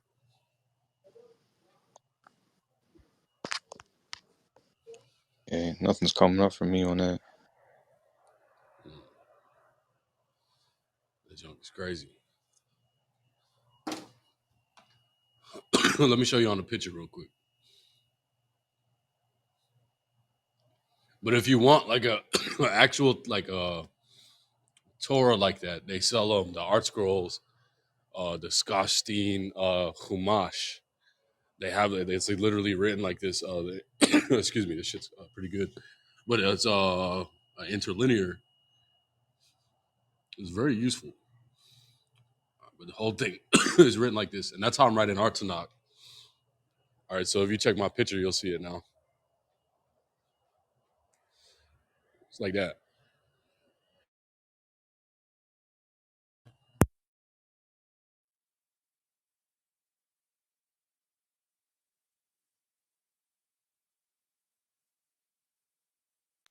You see it? Yeah, I'm gonna check through a few of them, see which one's the best. Yeah. Get one without ads and shit. But it's definitely handy to have that right there. And that's how I know when them dudes be reading when them dudes be reading and shit. I know that they're not like reading the fucking the Hebrew side on the Tanakh. They're reading this right here.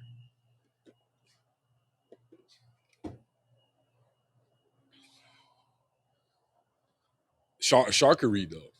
I don't know about the Mother Brothers, but I know Shark could read for sure because he's a cantor. He has the Yemenite trope. It's called the Tamim, the perfect trope.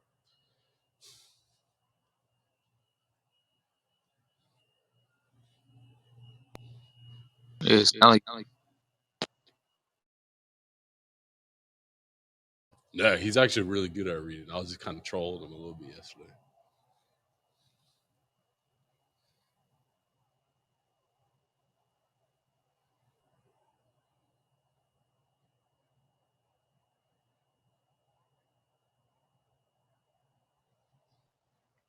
so they gonna debate Judah or not?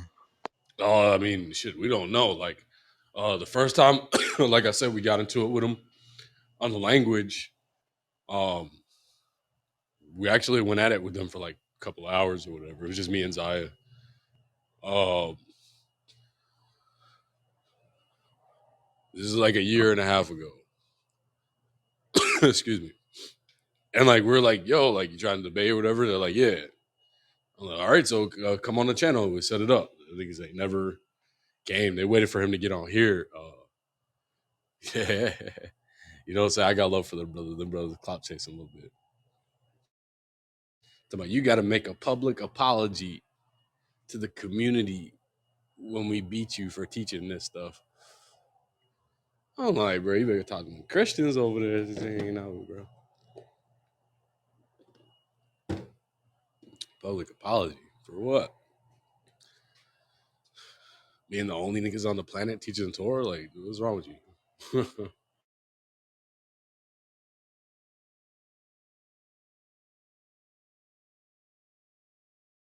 Hey, Saul, they be taking that shit for a joke. Right? You got Google on your phone, right? Or you got a Safari or some shit? Yeah, I got both. All right, type in Black Torah teacher. Okay. Oh. Uh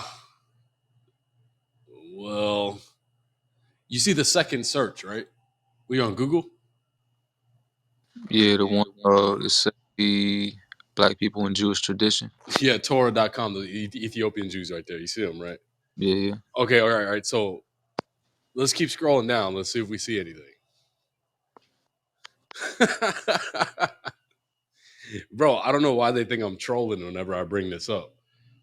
So, like, come on, bro. Like, where are they? Where are they at?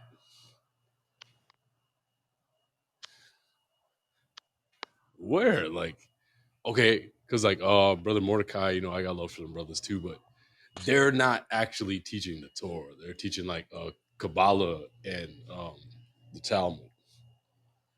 And then like Ariel doesn't even know any of that stuff. You see what I'm saying? And then the other brothers over there, like, I got love for them too, but like you can't ask them what anything means. They're just gonna start talking about punctuation marks and shit. You know what I'm saying? Like, so where are the Torah teachers at? Like, oh, I get it. So they don't want the Torah to be like meditated upon or like brought out. Right? Because I'm scrolling down and I don't see nothing. Hold on, I'm gonna check out the images, bro. Let me make sure I'm not tripping. Hey, go to the images, brother Soul.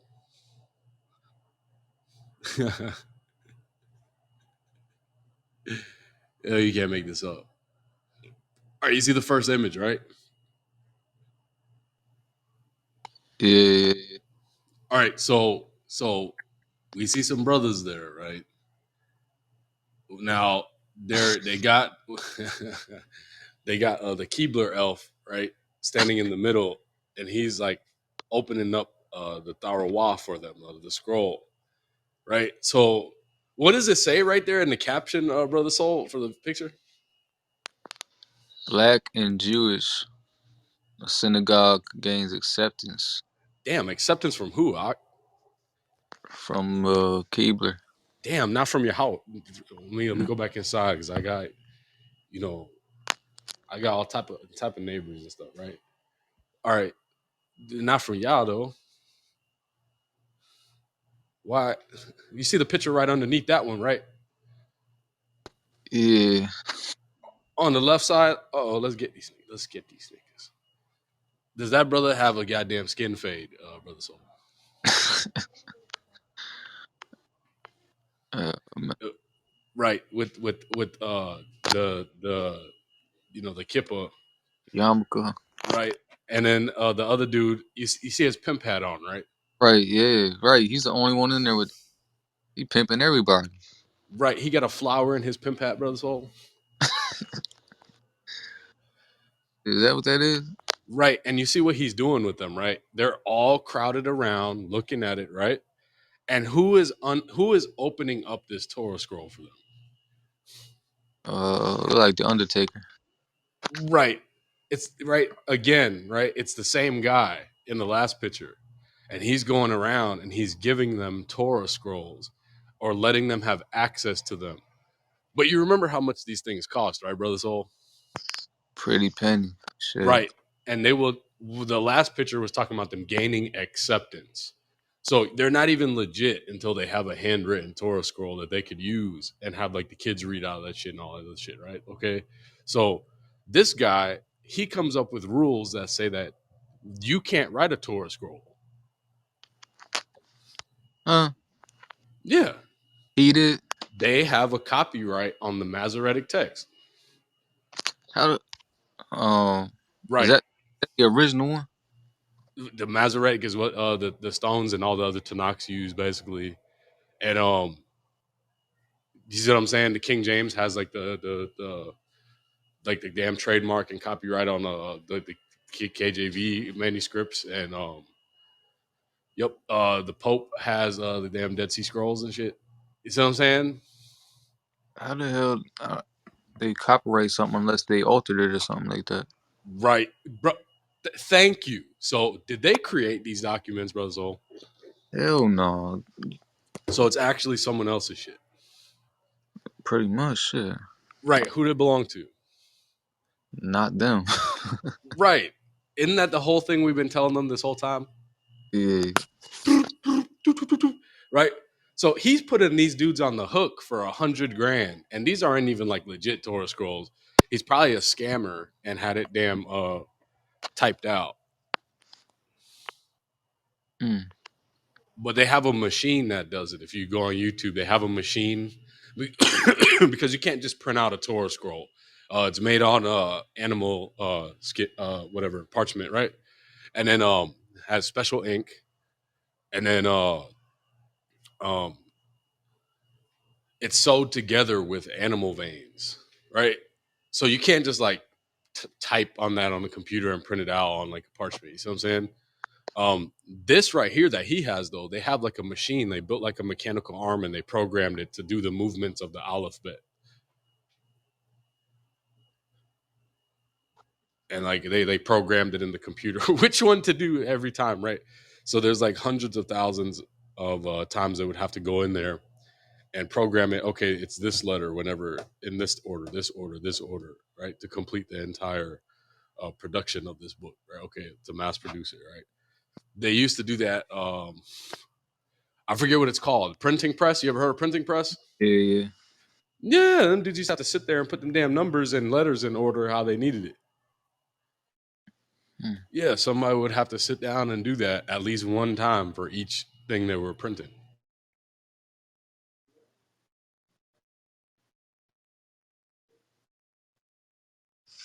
So should we use the Masoretic? Shit, I don't give a damn about the Masoretic. See, that's the thing. Like, I've never been like concerned with what they call well, I mean, I got special home with my neighbors, right? Ha'arats, right? I've never been concerned with arats, right? I've never cared about it. I always been concerned with like the place I'm always talking about, right? And then their manuscript, I stopped caring about their manuscripts like several years ago as well.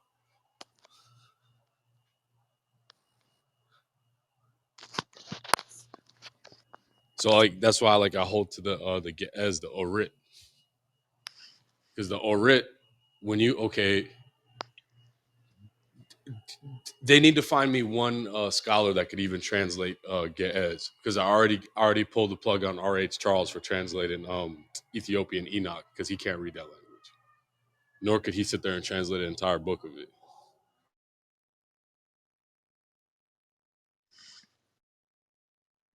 So you read it all in the Ge'ez? Yeah, that okay. So man, I don't know how many years it's been, but uh, one of the first times that I ever like got into it with Judah, like he was like, read this. I'm like, I start reading it in English. He's like, no, this like highlights the Hebrew part. I'm like, yeah, I can't. He's like, well, sit your ass down somewhere. Grown niggas is talking. See what I'm saying? But after that, I stopped studying the Ge'ez and the Amharic and the Royal Amharic, because that's what I was up on. But then I start studying the Hebrew more. See what I'm saying? I only got to get punched in the chest one time, bro. That's it. I'm not one of the goddamn punching bag ass niggas on here, bro. These motherfuckers goddamn professional losers. I'm telling you, I get confounded one time putting this shit down. So Judah reads the Ge'ez? Yeah, Judah was playing with these dudes yesterday. Judah didn't show me he had all these other Ethiopian books until several years within my studying of it on my own. And he don't teach it, and he gonna come against you to see if you know what you're talking about. See what I'm saying? So okay, that's why I've always had my own thing outside of tour nights, right? Okay, and that's how Zaya and Akim ended up with me, because we were like, yo, we studying this, bro. We're studying this. You see what I mean? And Judah's a genius. You see what I'm saying? He'll be like, oh, so y'all want to go study that goddamn bullshit? All right, and he'll just launch an attack on your ass to see if you could even see. Basically, what I did to them dudes when I made that is a Zerubbabel King room. I didn't want to talk to 44 and SOG. I want to talk to the people that are following them. Hey, you show me where it says this. Oh, y'all think he's getting smacked around with one question? Really? See, Judah will launch an attack on you, right? To see if you're gonna stand your ground on some shit. Like Devion, Devion is probably gonna take over Tour Nights. We ain't even putting Zaya in that spot, nobody. We let Devion take that because it's gonna be Judah's getting old, bro. He's almost 50. He's just having fun on his way out, but that shit's gonna be all scholastic, bro. Jeremiah, Shalimah, Devion, his wife, brother Z and his wife, uh, and they've been TK'd. Them niggas. Shalimah is like my age. He's been in Torah Nights for the goddamn like I think like goddamn like 9 or 10 years or some shit. You feel me? Like there's and they're like all going to school for shit. Okay, so when we like branched off, we're like, nah, we're doing this, right? And he'll do it. Yo, like to like test you out. We were on here when we first came on here. Me and Zaya, you already know when we first came on here. Yo, like that's when like we used to have like big rooms on when we first got on here. Like they were all private too. All of them were private. People were just bringing people talking about Ethiopian World Federation and shit like that, like some real stuff. Miguel, that's how we found Miguel. Miguel rocked with us, and he read the whole thing with us too. And Miguel got a good history on this stuff as well, and he knew the president of the Ethiopian World Federation. Miguel is like a real plug-in for the Ethiopian World Federation, and then Because okay, watch this, right? So Miguel, and he heard me kicking that shit, right? He was like, "Yo, I know about what you're talking about." He's like, "I know the dude that runs this." I'm like, "Oh, really? You at? Like, you in New York, huh?" He's like, "Yup, you already know." He knew the president. He's like, "Yeah, like we've been knew about this stuff right here." He's like, "You kicking it a little different though, because you put in the dropping the scriptures on it, and you Xing out JC, right?" And then we all the people at first, bro, they used to come and listen to our rooms. Like, brother, is all these people they used to come in our rooms and shit, like our private rooms. And then, like the whole time we're doing that, we'll get off after doing that, and we'll read Torah on YouTube, and then like we got to deal with every Torah night making a video about us. They'll try to check everything you teach, bro. I'm telling you, bro. These dudes, the way that it is now, there's nobody like that's gonna micromanage anybody on here, right? But this is how Torah nights work. They'll put Jeremiah's on you, and Jeremiah's he works from e-commerce business from home anyway, so he'll just sit there and goddamn everything that you do, he'll goddamn keep track of that shit. And anytime you fuck up teaching something, he's gonna get you every time until you stop, and then just build that shit up, call it the tapes. And like, bro, we got thousand, bro. Literally, bro. There's thousands of videos of like 90% of the dudes that's on here teaching stuff where they taught something crazy, bro. Thousands of videos of them doing that shit. They don't care. They don't care. Why? Because y'all niggas don't care. That's why y'all let them get away with that shit, right? Do you look up any of these groups, bro? And they do the work for you. They confounding each other, right? The real crab in a damn a crab in a barrel thing, right? Okay, they're confounding each other, and then you're gonna come across the wave of me, Judah, Robrak, Quinalawa, Josh, Zaya, Devion, Jeremiah's, all attacking you separately. They're like, damn, we made goddamn 6 videos on this shit. This dude said just today. And it slips by the people, bro. The stuff they saying, it slipped by the people. At one time, you may have, right, in these huge in these huge rooms, bro, with like IUIC, ICPK and shit, they would pay attention to the crowd and who's in there and shit. And they have their own like different private rooms on here, bro. You think they don't have private rooms? They got them damn 1,000 motherfuckers in there? Man, bro, they have that shit going all day long in their house probably. They probably got a separate house that they don't let nobody in and just name it something random with a picture that has nothing to do with this shit, right? And they're hanging out in there all day, dispatching them to you. They're actually fishing for information. If you pay attention, our good brother, the captain, he said that he could not choose who he wants to debate, right? Right? He ended up saying that. So there is no him taking our debate. Like, it's not even, bro, they would never clear him to do that shit. Like, right, that person would lose their job. They'd be like, yo, you let me do that.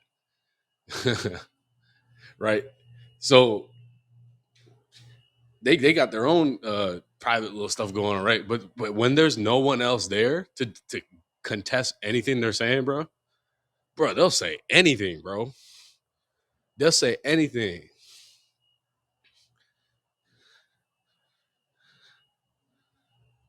And it'll slip by. But when they put 1,001 slip bys on you, bro, they probably got a damn ranking system in their phone for everybody that they bring through. How many slip bys did you slip by them? And when they reach 50, you could do this to them. When they reach 100, you could do this type of stuff to them. They sleep, they dead sleep. 1,000 slip bys.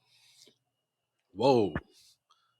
And this is how they do you. They'll step on you. Your wife will slip by. One of your daughters is a slip by. And we don't know where your son went. Slip by. They're doing brothers like that in camps, bro. What? You could look that shit up. They get some of them brothers playing damn babies in ovens and shit, bro. It's literally it's, bro. Fuck. Right, brothers come, bro. Go to a camp with a fine wife, bro. Bro, I was gonna come up missing, bro. And this what he gonna tell her. He gonna put pressure on you, right? He gonna have some soldiers put pressure on you. He don't even got to.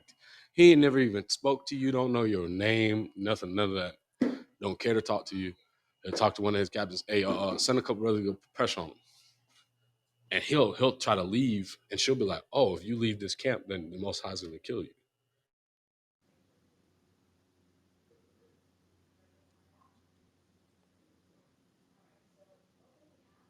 How you think these goofy dweeb ass niggas that right?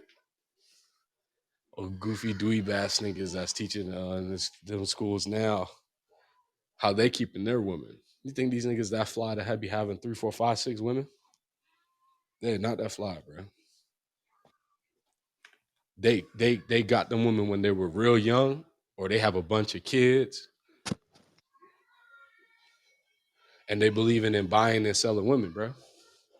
Bartering women, bro. Yeah, I need me that car, bro. Let me get this Benz. Yeah, so in like 12 years or when my daughter has my period, you can have her. Bruh, GMS all day. Yeah, help me co-sign for this house. Yeah, I'll give you both my daughters in 10 years. Bruh.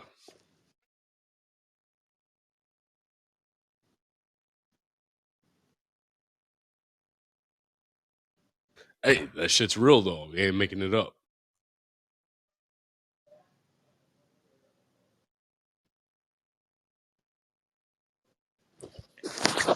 They digging their own grave. Yo, the people love these niggas.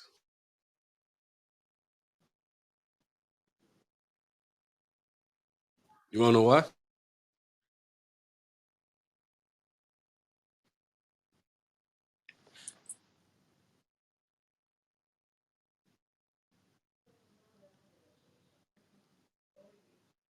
Yeah, you wanna know why they love them? Because just how I figured out how evil they are and what they're doing, right? These people know what they're doing too. These people are not goddamn stupid.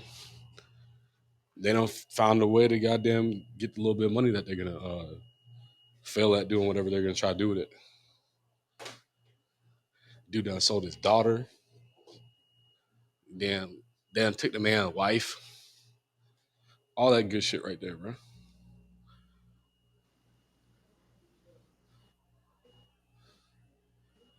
In the name of the Most High. And everybody that's around, if they play games, brother soul, the leader, he's gonna say, well, everybody else, we're not even gonna respond to this brother or sister, but you already know what's gonna happen. Most High is gonna, the brother's gonna walk in down the street and need to cross the street. He's gonna look both ways 3 times, and nothing's coming. But when he takes a step in the street, his ass ran over by a semi truck, right? But that's like not true. They'll tell them whatever. Once they like, they'll tell you whatever irrational things. You see what I'm saying? And they're like, well, yeah, because they're being wicked, right? But that's like, why you think, bro? All right, I got into it with certain brothers on here, right? Okay, and yes, my brother Judah he's been teaching this shit for like 30 years. Okay, all right, and everybody used to make fun of him for teaching that it was only the Most High, not Jesus, right? We already showed you what could happen when you try to Google Black Torah teachers, right?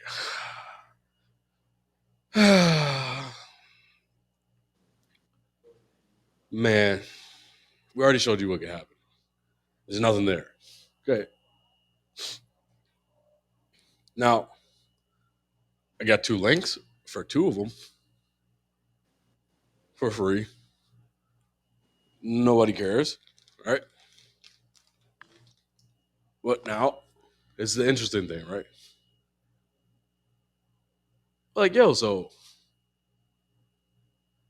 these other dudes that wasn't teaching Torah, they could just come through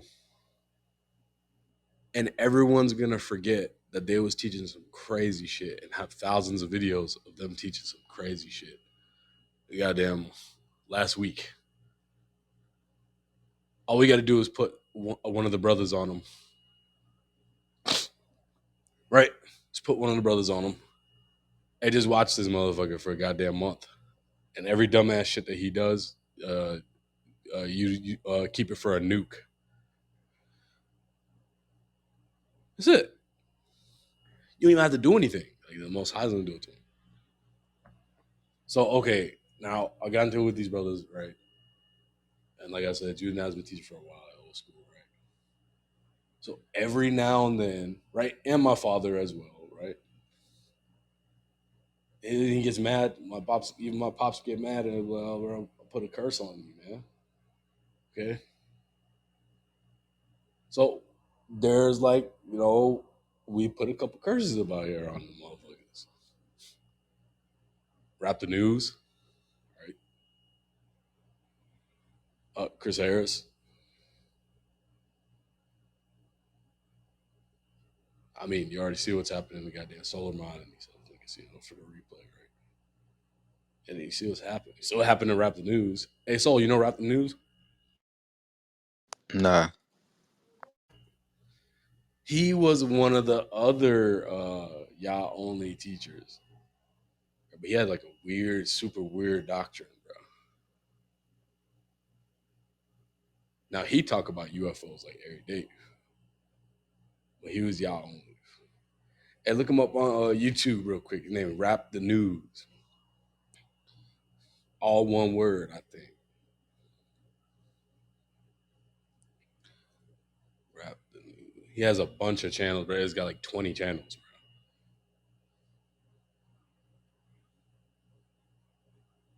He was huge, bro. All his like channels, some of them only have like 700 subscribers, 400. Some of them have a couple thousand. Some of them have like 20,000, right? Some have like 5,000, 7,000.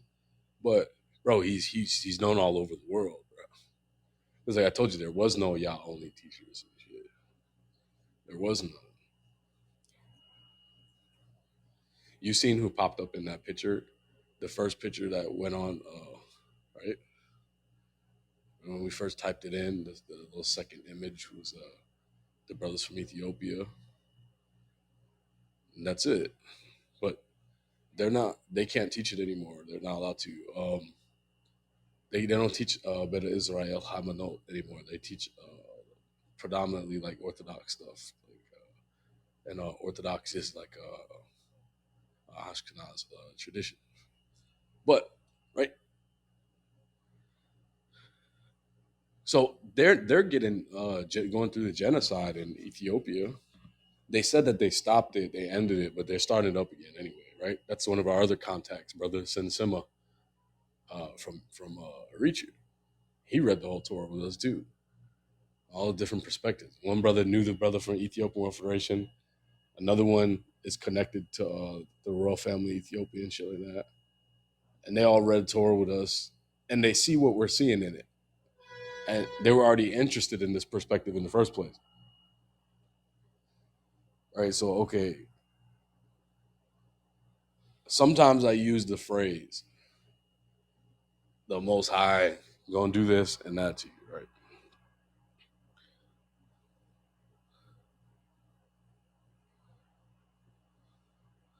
Hey, brother, so have you ever done that? Be like, yo, if you do this, the Most High is gonna do this to you. Yeah, most def. Dude's trying to curse me and stuff.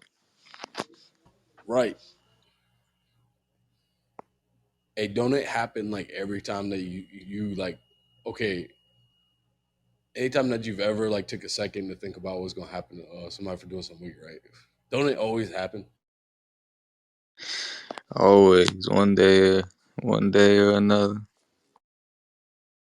That's what I'm saying, bro.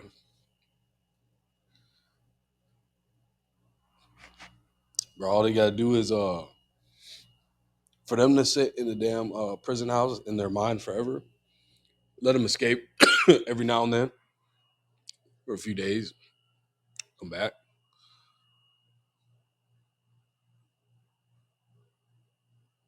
That's why they started using like substances and stuff against people on people and shit. All these different like weird like government agency cults and shit.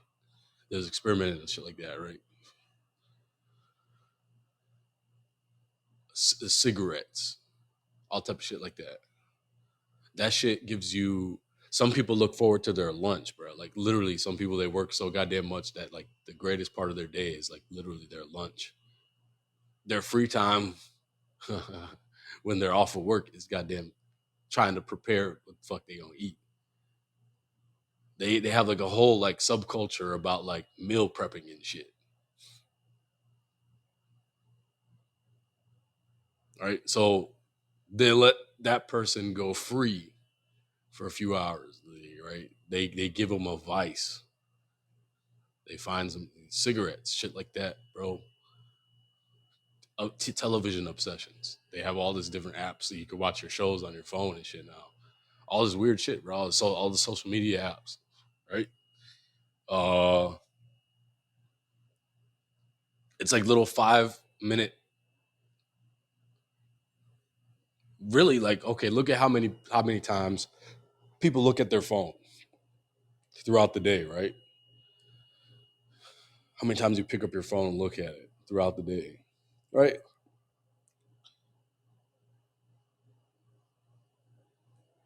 5 second, 2 second, 1 second, 5 minutes, 20 minutes, 3 hours, all these different times, right? That you do it throughout the day, right? These are like the little breaks from reality that they're giving you. So when they let you out of the mental prison, you're not supposed to do what they're allowing you to do outside of the mental prison. You're supposed to like be focused on you're like, oh shit, I smarted these motherfuckers to let me out. Right? They think I'm gonna do this. I'm gonna do this. So it's like, okay, you gotta kind of like run out, right? Right. But it's like the physical man like running out. But it's the inward man, right? Just pay attention. Like, okay, so like think of like having a vision of yourself running out of like a huge like stone old school prison house or some shit, the castle type dungeon type shit. You're running out, right? Super fucking high ceilings and shit, like 50 feet up and shit. You're running through this shit, right? And you get to the end of the door and you got to go to another door and then you see your inward self trapped behind this door and you got to unlock it.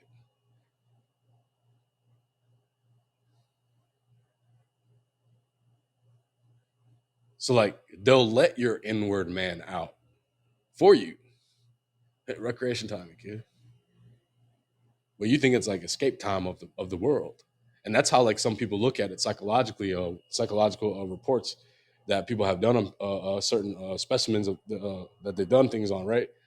They'll report people using phrases like, "Yeah, that's like my break from reality," and then they'll say like, "What is that?" Or like the person will say what it is anyway.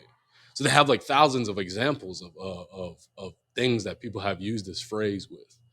Like my break from reality type thing, my break from everything.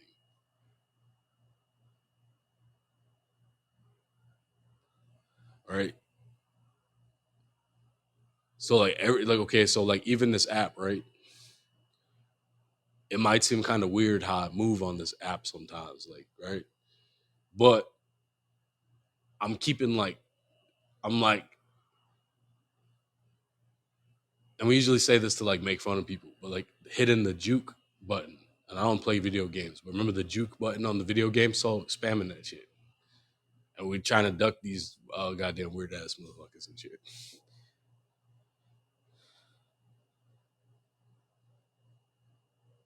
But when we see them,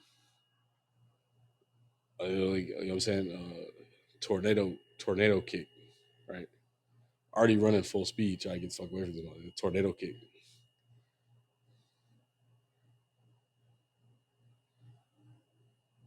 and they keep running for away from these motherfuckers, bro. Right? Because what they want you to do is, if you are encouraged, right, when they let you out of like your mental prison, right, to do some of the stupid shit that they offer for you, right, they're hoping that you'll even do that with another person to pull you back into that reality that you were dealing with before, right, they let you out, right? So if you like your free time in life, you spend it like with your wife or like your kids, right? That's the only reason and they inspire you to have a family unit, but they don't really care about that anymore. They don't care if you have kids or if you marry a woman or none of that shit, bro. They tripping, right? Planned Parenthood, all this other shit that they had going on, right? Then they got motherfuckers is goddamn, they're kidnapping children and other weird shit going on out here, right? So they don't really care about the family unit anymore, but they used to give us that, right? Even like when you were in even when you look at like really any type of servitude around the world, those people were allowed to have like families, so called, but they'll take them from you. They'll take them from you, right? They'll take them from you. They'll get rid of your kid. They'll get rid of your wife to make you go back into the reality that they want you to be in. You see what I'm saying? They'll force you back into that, right? So the point is for you to like focus on what when they open it up for you to come out, you've already done it. You took the Nazarite vow. You got the key to the Torah. So when you're running out and then you turn a hard left, back face the building, there's your inward man sitting there in like some glass window door thing. You gotta open it with a damn key. But that's you and unlock the Torah.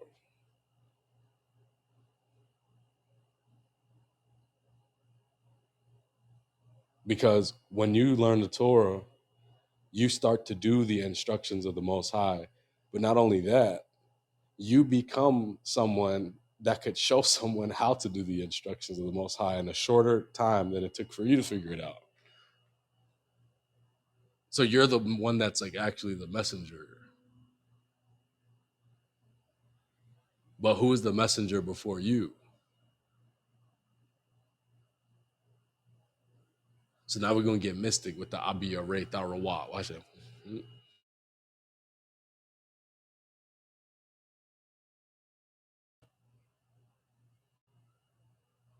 Yo, soul, Yeah. how did you find out it was Yah only? Yeah. Uh, I guess it was just. I guess it just given to me. I guess. I mean, it took some dude, y'all only dude on Facebook was we was kind of going back and forth, and then he just sent me some verses, and then I just sought myself from there, prayed over it, studied, begged for truth from the Most High, and it was just kept being revealed to me further and further. So Right. Yeah, man. Like me, um,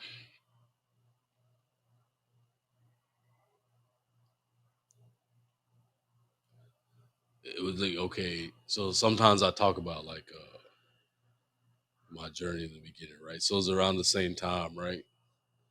Well, you could really like see me like as a younger kid when I was like maybe like, because like I told you, my pops got like remnants of the culture and shit. Like 90% of his music, like it's like I got this shit from him. All right, so when I was like maybe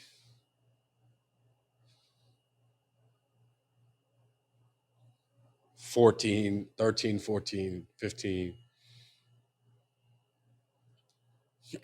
when I was like walking through my neighborhood and shit, I got my little iPod on. and it was one of the remember Soul, the one of the first iPods. It was the real small one with no screen on that shit. The real small one.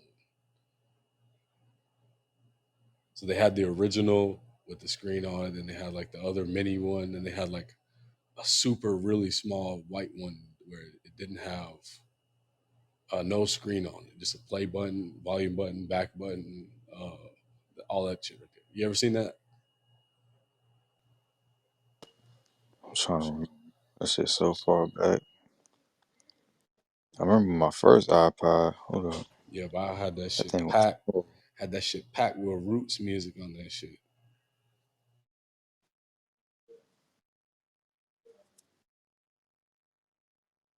Like 13, 14. Because I grew up listening to shit with my dad. I used to steal his CDs. One time, um, I slipped out his collection, the whole entire. I had to have been like, yo, I was like maybe like 7 or 8 years old.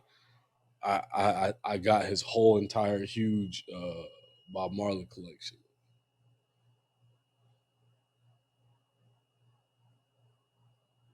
I got that. I was in the room listening to that shit. He found it like maybe like a month later because he had a bunch of music. And then like another one was like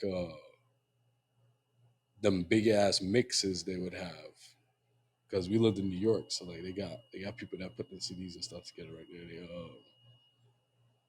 And like 100 songs on them, and it's like yo.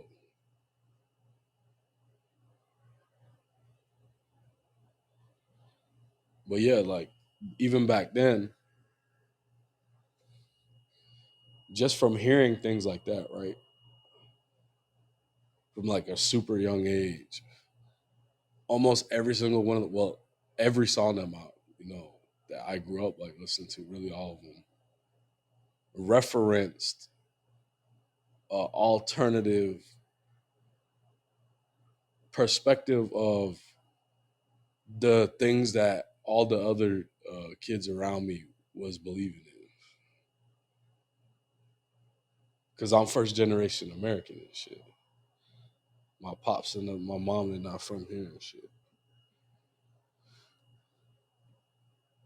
Right? So like when I was born in America though, in Queens. So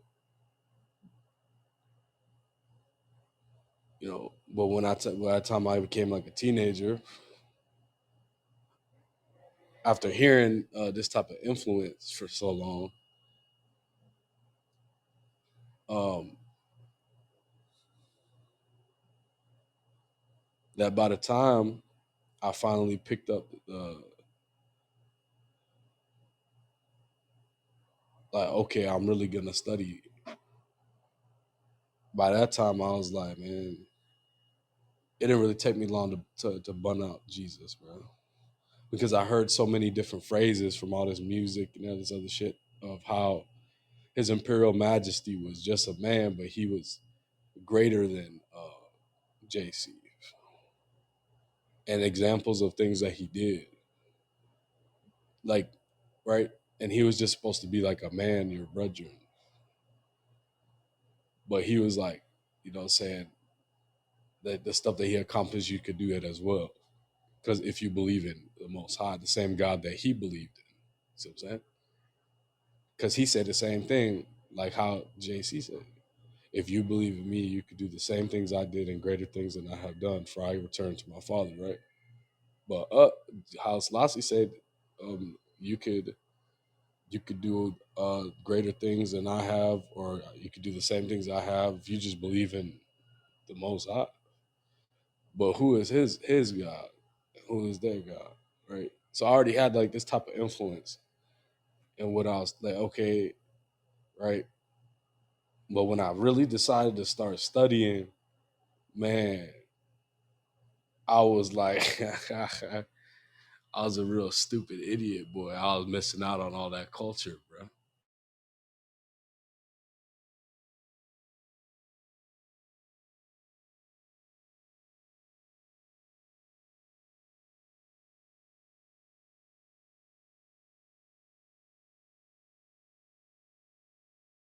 But yeah, it didn't take me long to drop JC, man. I was like, I'm dealing with whoever,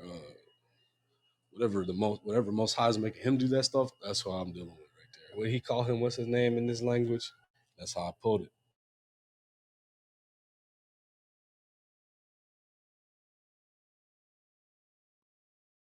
Yeah, I didn't get on the reggae till like maybe 15, something like that. Started liking reggae and stuff.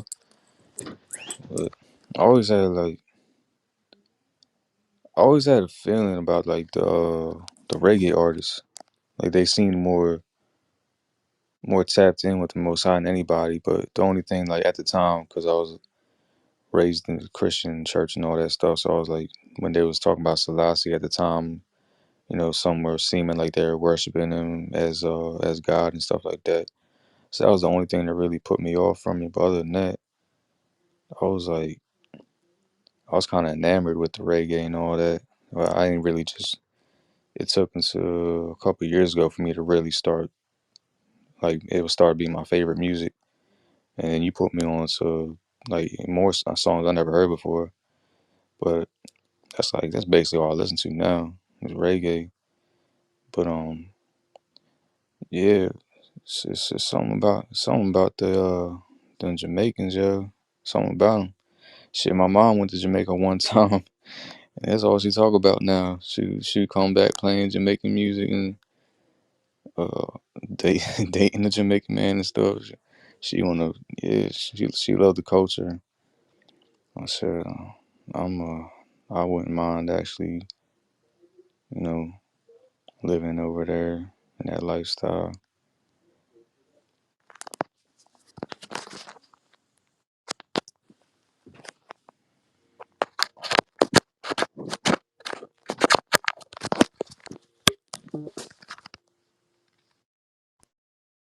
Yeah, bro. Like once you know what I'm saying, you get a little bit of the consciousness, right? It's so easy to distinguish between what like the goy would see as like, all the other vibes that come from that the musical thing in those countries, right? Some of that shit is murder, murder, kill shit too, right?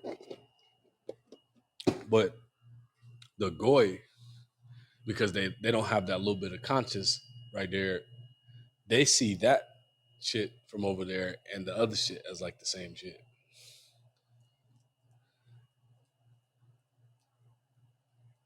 See what I'm saying? But that little bit of consciousness here, and you're like, whoa, man, this the music of like the high priest order, like Midnight Satan.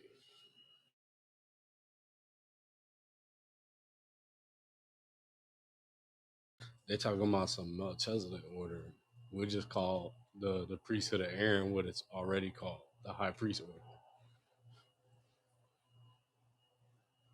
right? So that's the tune right there.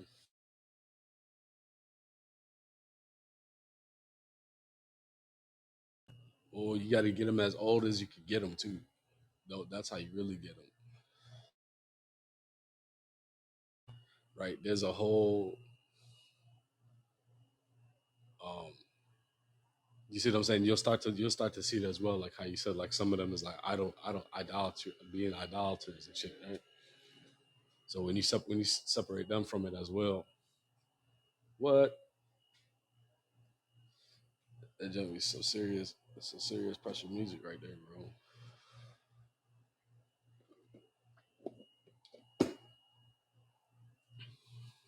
Nothing hits like that, bro. There goes Zion.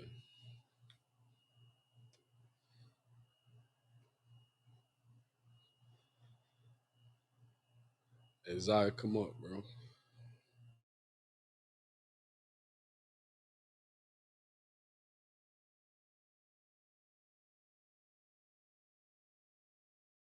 Shalom, bro. Yeah, sure. And we out here just talking shit. He finished reading. He finished reading all the way through already. So we just chilling, bro. We just talking, bro.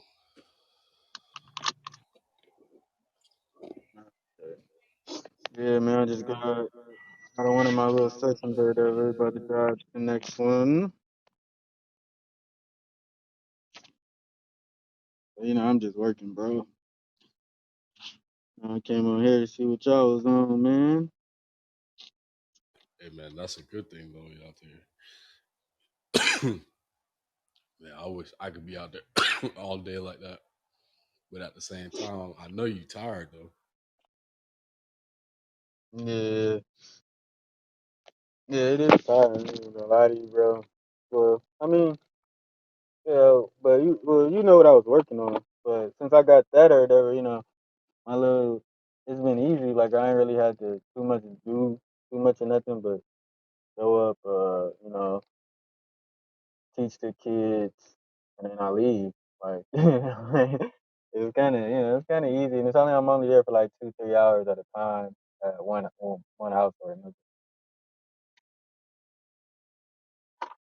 So it ain't too bad. Only thing that is annoying is the driving.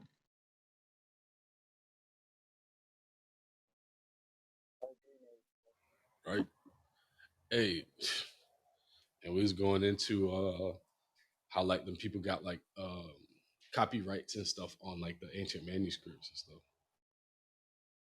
Now they got what? You know how like some of these countries and stuff had like copyrights on the ancient manuscripts and stuff. Yeah,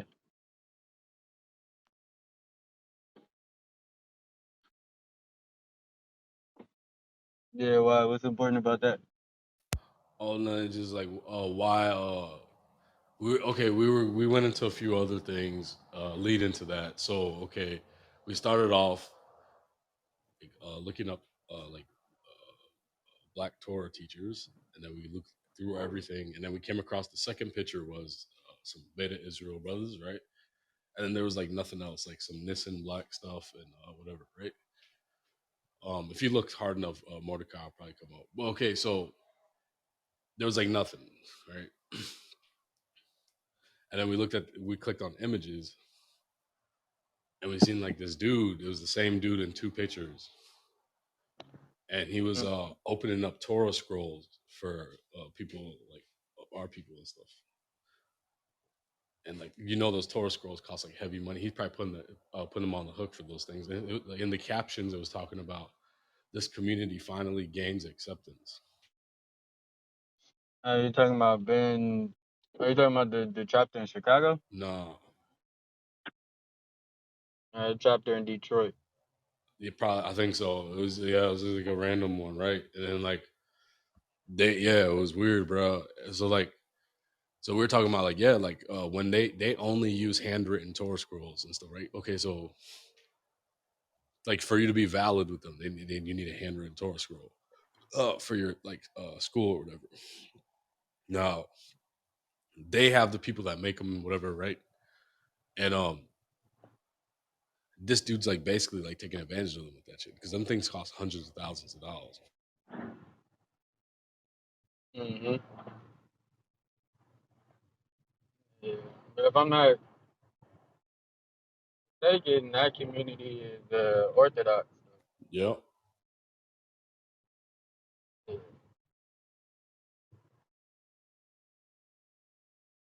Hey, you think they can read it, right?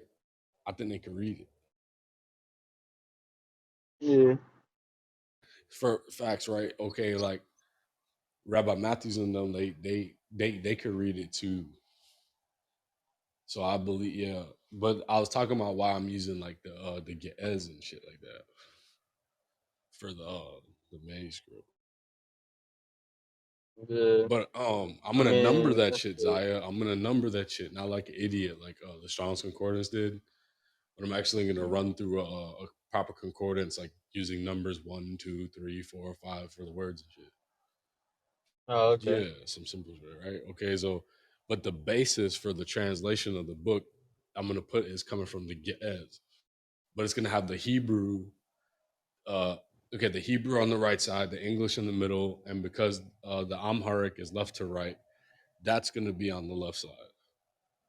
So yeah, okay, so and if the first one's gonna be on a scroll, So I write it and then like I write and then just roll it out. I write. Okay, so then, but the ones I'm printing out, it's gonna have like a fold out page for every page. So it'll have like the Hebrew on one side, the English in the middle, and on the other side of that page, when you turn it, it'll have like the Amharic. Oh, okay. That sounds nice, bro. Yeah, exactly. And then like in the middle, I'm gonna put the numbers for the lexicon, but it's all gonna be based off the it's, okay, and it's gonna be you know, run through it, change the name, change the words like Lord and God, take that out of there, put the proper of whatever variations of those words is being used in the text. Let's put it in the Hebrew in the middle of the English text, and put yeah. Yeah, that'd be pretty good for the people. Like even I don't really agree with Jedediah's doctrine. The Bible he made, it's pretty dope. Like I was actually gonna buy it at one point because he put in the proper what do you say, like Wait, whose book you say? look, Jedediah Malik. Oh, I never heard of it. You got a link? Oh, you driving? Oh yeah, I could drop it when I'm not driving. But yeah, he got a nice little book. Like uh, I don't agree with his doctrine, but he has like the whole entire books in his book. Like he got the book of Enoch, Jubilees, but he also got like the book of Bartholomew, Matthew, Barabbas. He got all of that. He got the agnostic books in there too. He has like his Bible is like I would say a complete Bible. Closest thing to a real complete Bible. It's just that some of the words he substitutes or whatever. And he kind of like uses the Greek uh, Hebrew translation, which I kind of disagree with. But it is what it is. Made his little Bible. He got the pictures in there. He's showing like where we come from and stuff like that. He doesn't really push Ethiopia like that, but all of his imagery is from Ethiopia, like the buildings, everything. But yeah, he do believe in Jesus though. That's my only thing. But the Bible he put together, it is pretty good. It's just he uses the Greek, so he uses like the Greek Hebrew variant. He doesn't say Yah, oh, he says Yahuwah. So Oh yeah, but I'm not putting no Nakud in this thing either. yeah, and that's one thing that I was, when I was arguing with them yesterday about it, it's like, you know, you got brothers that say Yahuwah, and I mean, like, they stuff is close to it, but we know it's the Greek variant of Hebrew. Y'all don't have an issue with them, but, we know that the Ba and the Wa is interchangeable depending on which dialect you use. So it's like, it's a circular argument. They just want to be right. Right, Isaiah. So okay, when I'm changed, when I'm changed, when I'm taking out the words, Lord and God, right? Should I put the replacement for it in English or in Hebrew? You said what? All right, so when I'm making the English, excuse me, my bad. When I'm making the English portion, right? The words for like Lord and Elohim, right? The Lord and God, right? When I'm replacing those with the actual names, right? Where should I put that in English or in Hebrew? I mean, I'll say you put it in English because I mean that's what. One second.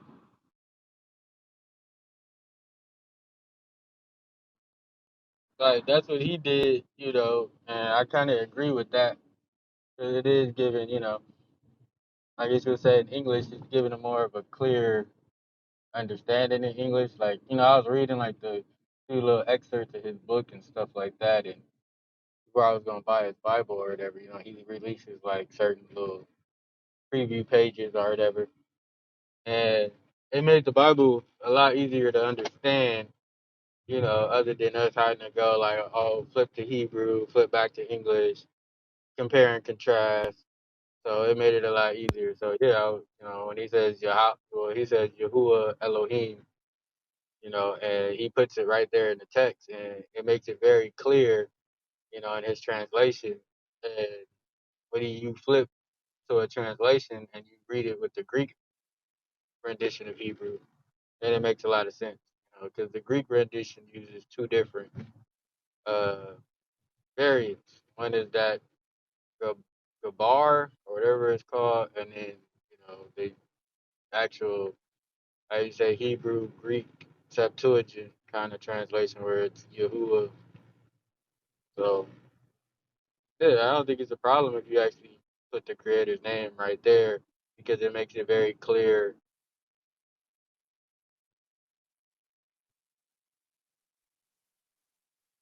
All right. Yeah, and I think that's one reason why like a lot of people bought his book too, is because he makes it very clear. Even though he thinks Michael is the Lord of Hosts, but he ain't gonna even get into doctrine about that. But it is what it is. But he does his due diligence, and I do kind of like, from what I read in his little Bible or whatever, a little few pages that he let people read for free or whatever. It's actually pretty good. I like it. I mean, I may not agree with some of the shit, but as far as his work, I can't hit on it other than the idolatrous parts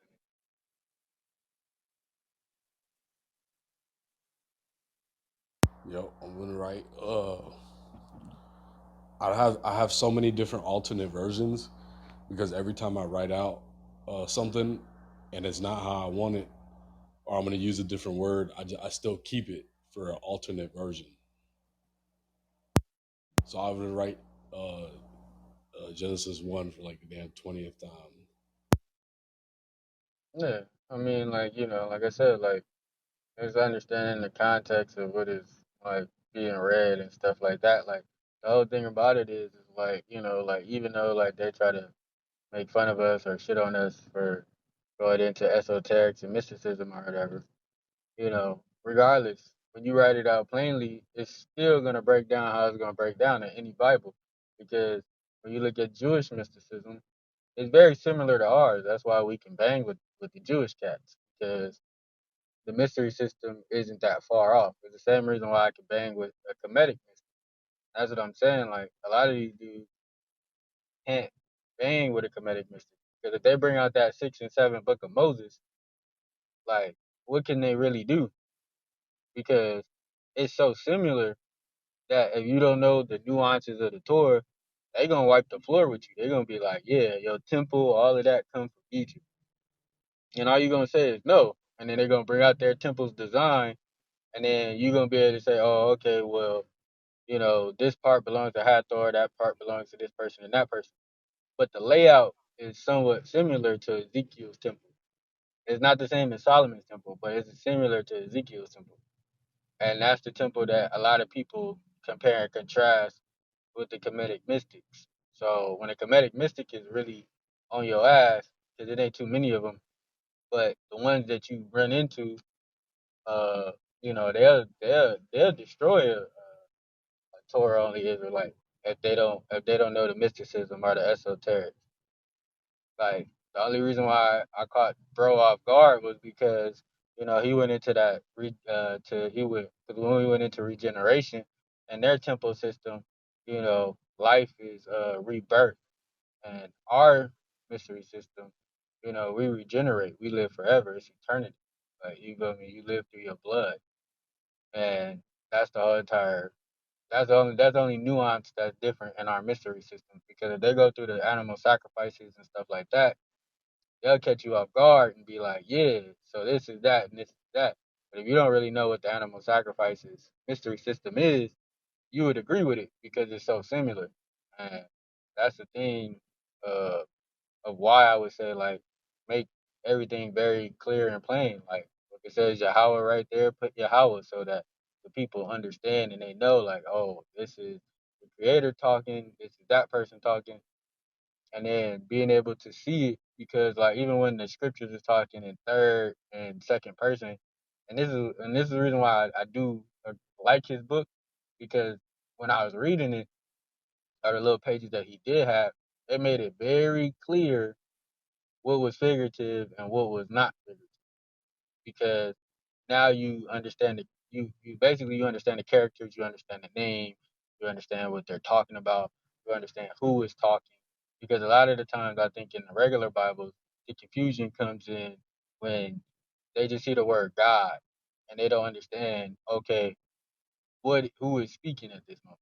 They think it's like, oh, it's God the Father, or they think it's a God could be anything. Like in certain instances, He makes it very clear when it's like a power talking, like an angel, or say like a different power that's not the Most High.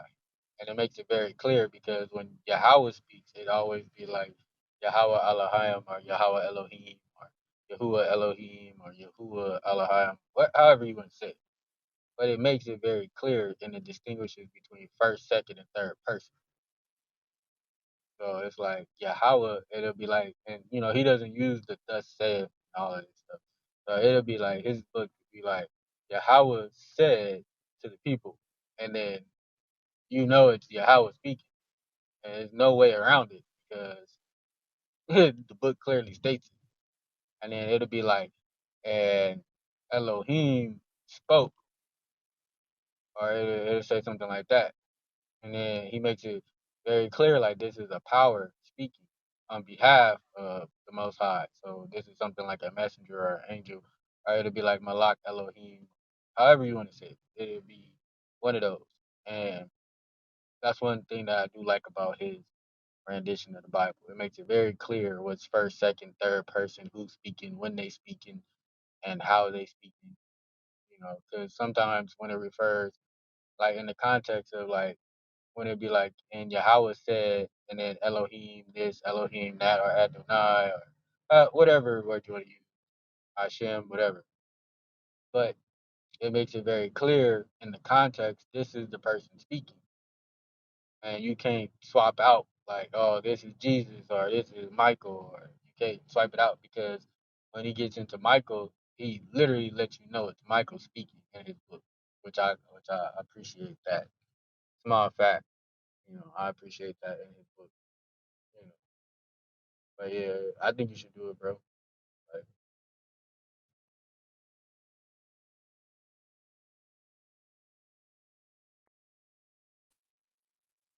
Like, I think like his version of Enoch is kind of like the most clear and concise version of Enoch because he uses the Ethiopian, but he translated it or whatever, and he uses his Greek rendition of Hebrew and makes it very clear, you know, even though he still thinks Jesus is the Son of Man. I mean, that's a flawed understanding. Even though he translated the whole book of Enoch. But I think it's other forces in play. Like people say he sold out. They got videos on the brother and stuff like that. But I mean, I don't know. I mean, his followers they like it, so no. But yeah, like in his version,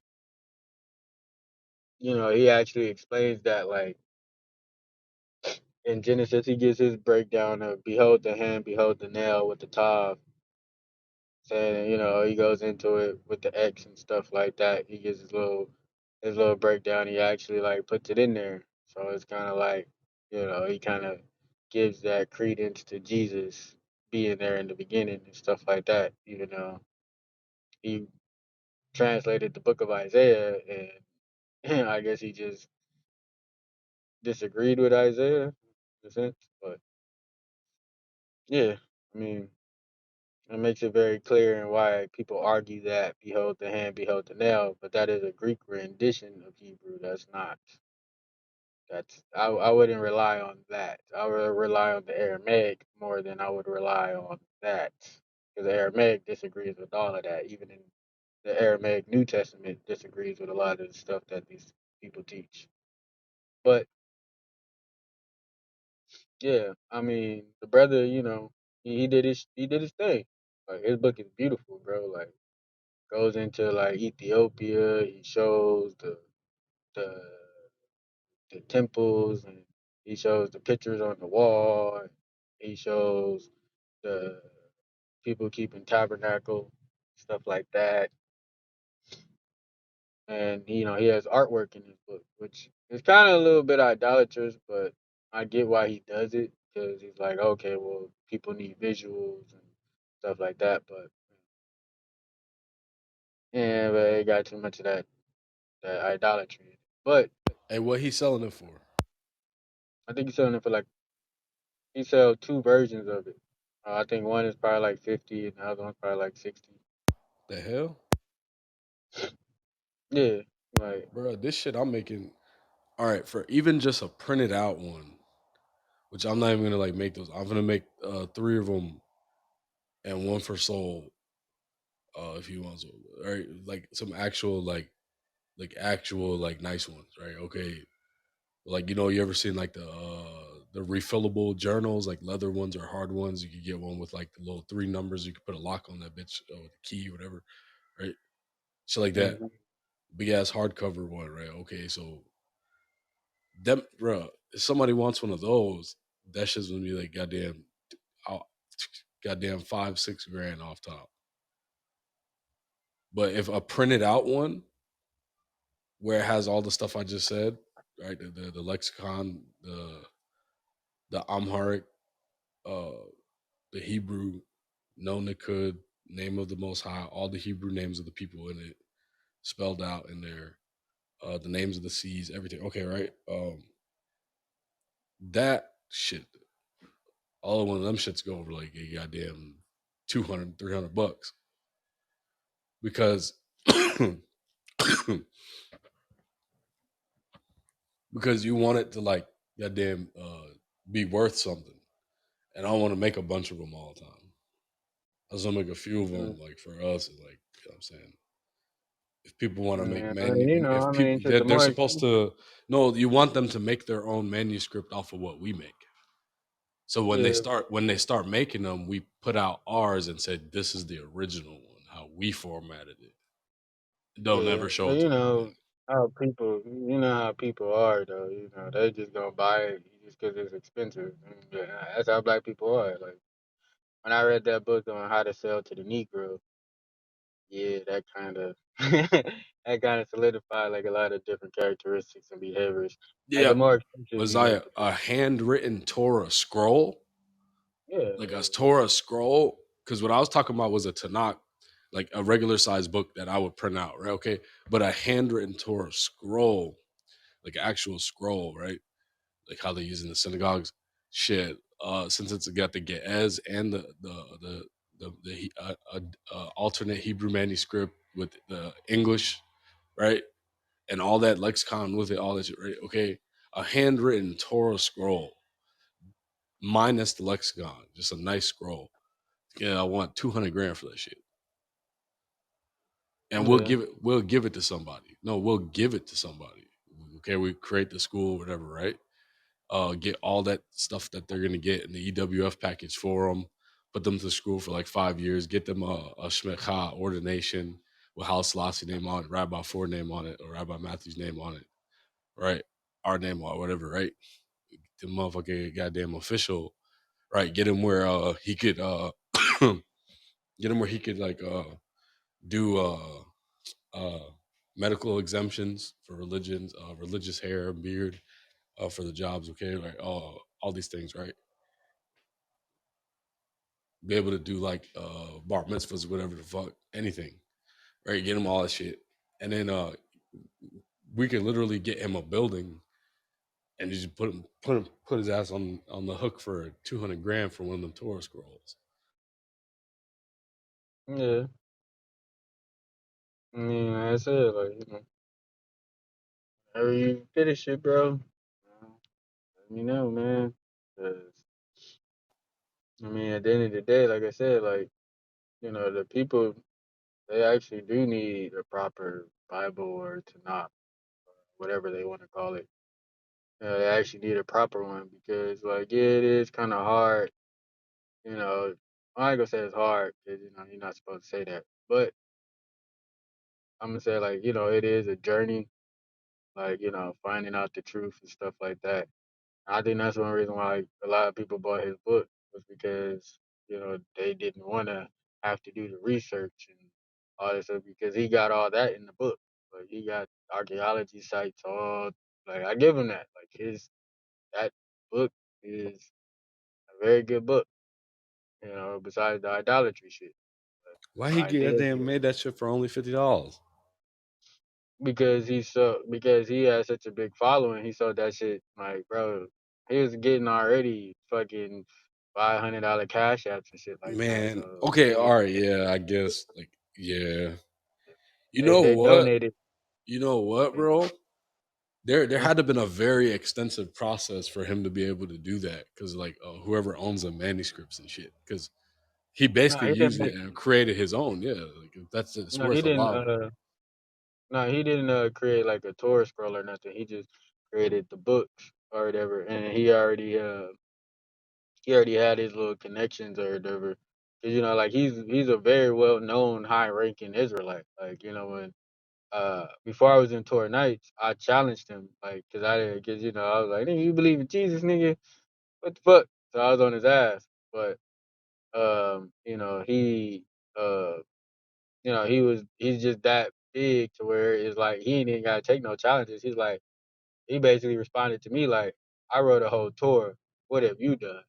I was like, oh shit. He was like, oh, you a tour keeper? Oh, okay, for sure. I wrote a whole tour. What about you? I was like, oh, you say nothing, But yeah, he's a very well known Israelite. Like he gets super chats all the time. He go live when his book was coming out. Israelites was donating so he could make the book, and you feel me? Like he low key he loaded. You feel me? Like like he did his shit. I can't be mad at that. But like I said, the reason why his book is probably so cheap is just because of the fact that he had so much help from the Israelite community that he I mean, he could sell it at that point because who gives a fuck? You sell a book for $50 and on Shabbat you get $600 for a super chat. Like, you get you could do something like that when you look at it like from a business standpoint. You could do something like that. Was And that's I really what this remember shit. when Rue and them had that room about the brother that had the Torah scroll and like them dudes like checked him to see what he was doing with it. What'd you say? Remember that room that Rue and them had about the brother that had the Torah scroll, and then Mm-hmm. these dudes like checked him about it or whatever. Um, Man, I don't think they realized how much those Torah scrolls are worth. I don't think there was anything like involved with what they were trying to make it say. I think it was just the fact that them Torah scrolls, some of them shit's been around for a long time. Yeah. No, I mean, like, I get it. Like, you gotta actually rent one of them. Like, I get it, but, they still shouldn't press dude. Like, if they know this nigga living in his community and they see him at the same grocery stores because he's Orthodox, so I'm pretty sure he goes to the same grocery stores, there wasn't no reason for them to pull up on bro like that. Like, you feel me? Like, nigga, this nigga live right around the corner from you or next door to you, and your community is gated and it's small, and everybody in your community know each other. Plus, like, nah, that shit was clearly racism. I don't give a fuck what nobody talking about. I get it. The tourist bro by itself is worth 5 to shit fucking 200,000. I get that. Yeah, but nah, bro. This nigga go to the same grocery stores you go to. No fucking way you didn't know that he was a Jew, and he got on ZZ. Get the fuck out of here. That shit was racism. I don't give a fuck what nobody talking about. You forget the dude was an Orthodox Jew, so he walking around with ZTs on. They know he got ZTs on, but I guess because they thought he was a black Hebrew Israelite, they probably pressed him about it. But you could tell, but I mean, people could tell the difference between us and them because our ZTs will usually be all different types of colors and stuff like that, and theirs is one particular color, and the way that they're tied by the Orthodox community is different from the way ours are tied. Ours is actually by the scriptures. Theirs ain't even really tied like that. Some of them have it like ours, but not a lot of them. A lot of theirs is like loose and like they got the strand of blue, but theirs is looser than ours. Ours is like wrestled together, like braided, kind of tight. Theirs is like loose and like loose freely. Like theirs ain't braided at all. Like, it's just like a little tie around the top of it. That's it. So yeah, them niggas knew he was an Orthodox dude. And he was wearing the little fucking outfit and all that shit. Like, come on, we don't even dress the same. So yeah, fuck that. That's clearly racism.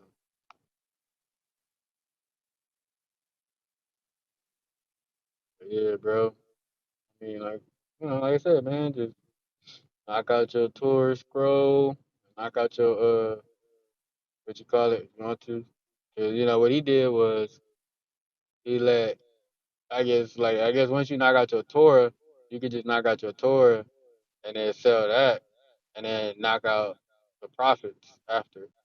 That's basically what he did. He knocked out like the Old Testament, then he got the New Testament, then he got both of them together, and then he got like other little books that he sell with him, and his little dictionaries and all of that. Yeah, just make your first 5 books, bro, and just start selling it. No, bro, that's not what I'm trying to do, bro. I don't really want anyone to buy them right now. But if somebody does want one, they will have to be able to make that shit for them. But what I'm Uh, saying is, like, okay, I'm trying to make them right because okay, now you see Torah scrolls are worth up to $100,000, right? Ours is coming from an original manuscript. Nobody else has one like that, right? And mm, right, so we don't sell them now. We just make them, and keep them, and then we spend the next few years writing down step by step instructions and with the contacts and the leads to actually sell them with people that we've established with us over the years so that the next generation like our kids and stuff okay if they ever run into some problems or something or we have like people that we know right like if I die or something or I'll leave behind like a bunch of Torah scrolls or whatever and keep them somewhere until like you or Akim or some shit like hey if they like don't have nothing for some odd reason or they like need some help or something, get out one of them Torah scrolls. It, so, mm. and if the kid's a complete like goddamn fuck up, then you just have enough Torah scrolls for them to live off of for the rest of their life. Oh, okay, that's what you said. Yeah, but already have the establishment connections already with people that you've just been dealing with like for however so much long, I and mean, leave step by step instructions on who to deal with it and how to know. well, I So mean, then I mean, we would have to make. I mean, it's like I said, like I mean, we would have to make peace with the Jewish community because they're the only ones that's gonna buy it. Nobody else will buy not it. true. Very true. No, no black people will buy that shit. Like, you would have to sell it to the Jewish community. They would buy it. Like the only type of black people that would buy that would be someone like an entertainer. Other than that, ain't no other Israelite trying to do that because they'd be like, "Why buy your book and I could go buy Jedediah's book?" Like, all the niggas got his book, bro. Like when I be like, that's when I be hearing certain people when they be quoting scripture. I be like, these niggas got a Jedediah book because your breakdown I'm is a talking. little I'm bit talking missing. about a Torah scrolls, though, bro. Now, I hear what you're saying. Niggas is not buying Torah scrolls. Yeah, That's what I'm trying to tell you. Niggas is not buying it. Niggas will go buy a KJV before they buy a Torah scroll. Because I think yeah, but that's what I'm about it. saying, The bro. camps brainwash people to only go KJV only. I'm not dealing with them. I'm talking about And like people then, that have like, let's just say they do come out of nah, it. bro. Niggas is gonna, When dudes like the other brothers, right, that are like they converted now, right? When they get their mind right one day, what other brothers? some of these dudes are gonna have the brothers that converted and stuff. Some of these Yeah, dudes, when they get their listen, they're bro, not gonna do it, bro. I'll tell this is you what that. I'm saying. Not right now. All these niggas is bums right now. But one day in the future, when they get their mind right, some of these dudes is gonna have synagogues and shit, or their kids will have synagogues and shit, and they gonna want that handwritten Torah scroll. Yeah, but they're not gonna mess with us, bro. They're gonna go to the Jewish people. Nah, they're not gonna be complete idiots forever. They'll realize all that European shit is like, Bro, all these motherfuckers is complete idiots, bro. yeah, they're not gonna be idiots forever. Man, I mean, I shit, nigga, we ain't gonna be dead by the time these niggas ain't idiots no more. Now that I agree with you with, but they won't be idiots forever. They won't be idiots for a long ass time, though, right? Yeah, by the time these niggas done being idiots, nigga, we gonna be dead. Our children gonna be dead, Right. and hopefully that third generation is not gonna be idiots. Um. That shit. Well, I guess you know. But that's what I was saying. I mean, you might as well just go ahead and make them and sell it to the Ethiopians or the Jewish community because they'll buy it. I know for that. I know that they'll buy it, but Yeah, not they no actually will. Yeah. goddamn, not Yeah, no grab. niggas. What'd you say I so? said I grab one. That sounds dope as hell. Having a scroll, real ass scroll. Right. That's what I'm Uh, saying. Yeah, Like, that's fuck, bro. But you might have to put a Jordan symbol on it for most people to want to buy that shit or some a mink. Wrap that shit in a mink coat or something. yeah, you got to do some shit like that. But niggas ain't spend $20,000 on tourist bro. These niggas barely read the KJV. What makes you think they gonna spend 20,000 on a tourist bro? Now, these niggas got KJVs that they ain't never read, bro. I ain't talking about them. But that's majority of the people No, though. man. It's the people that we gonna put through the school. They're gonna have their mind right. Uh, if they got money like that, then I guess. You gotta think about the Lambos though, because Lambos don't really sell that much. But the ones that they do sell, it's like a few people that buy them, but it makes a lot of money just for the price on it. Yeah, but that's what I was saying. The Jewish community definitely would come through and buy them. Like they'll be buying them left and right. Dude, I'm saying ain't no niggas gonna buy that shit. And then the connection that you would have to make because the audience that's looking for that is the Jewish people, dude, and No, probably the bro. It's gonna Ethiopian. be people we teach the Torah to and put them on, and then we put their Okay, ass I on the hook get that for part, but goddamn you 200 gotta grand. understand this too, bro. Is if they have that No, type of money, they no, might bro. not even. We give it to them, make them pay, and if they don't pay, we take it back.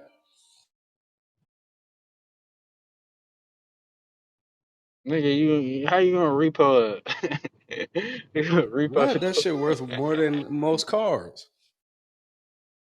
man, nigga, they fucking you gonna do that, them niggas just gonna be like, well fuck it, I'm just gonna buy a tour. You like this shit come with a contract Hey and you gonna Zaya, that's why the repo it? Jewish I'll niggas, just go buy that's why them Jewish niggas pulled up on bruh over there in New York or whatever. They was looking for a Torah scroll. They said, "Hey, that one look just like the one we looking for."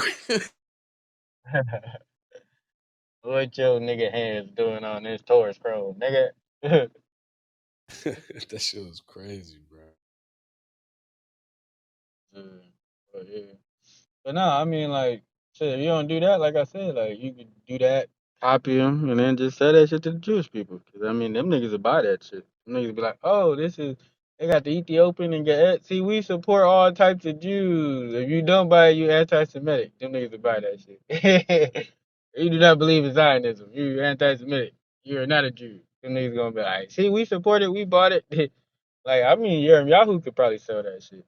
I ain't even gonna lie to you, front. Like, I was watching Yahoo's TikToks and shit like that and Mordecai shit. Like, if you want to sell that shit, that's who you need behind you. You got them two niggas behind you, bro, in the Jewish community. You selling because they both on TV, nigga. Them niggas, I give them that. They on they shit.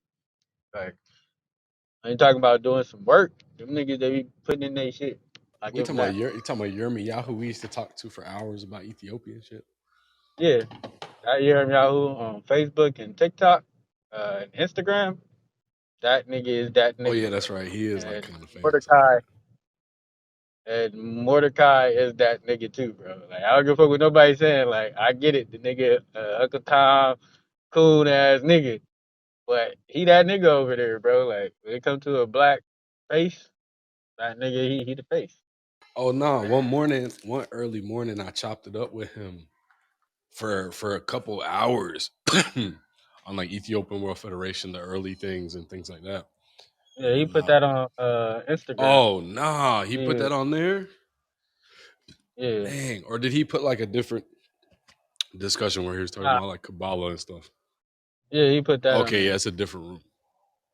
This other room one day Yeah, I had with him, I talked to him for like hours about that shit.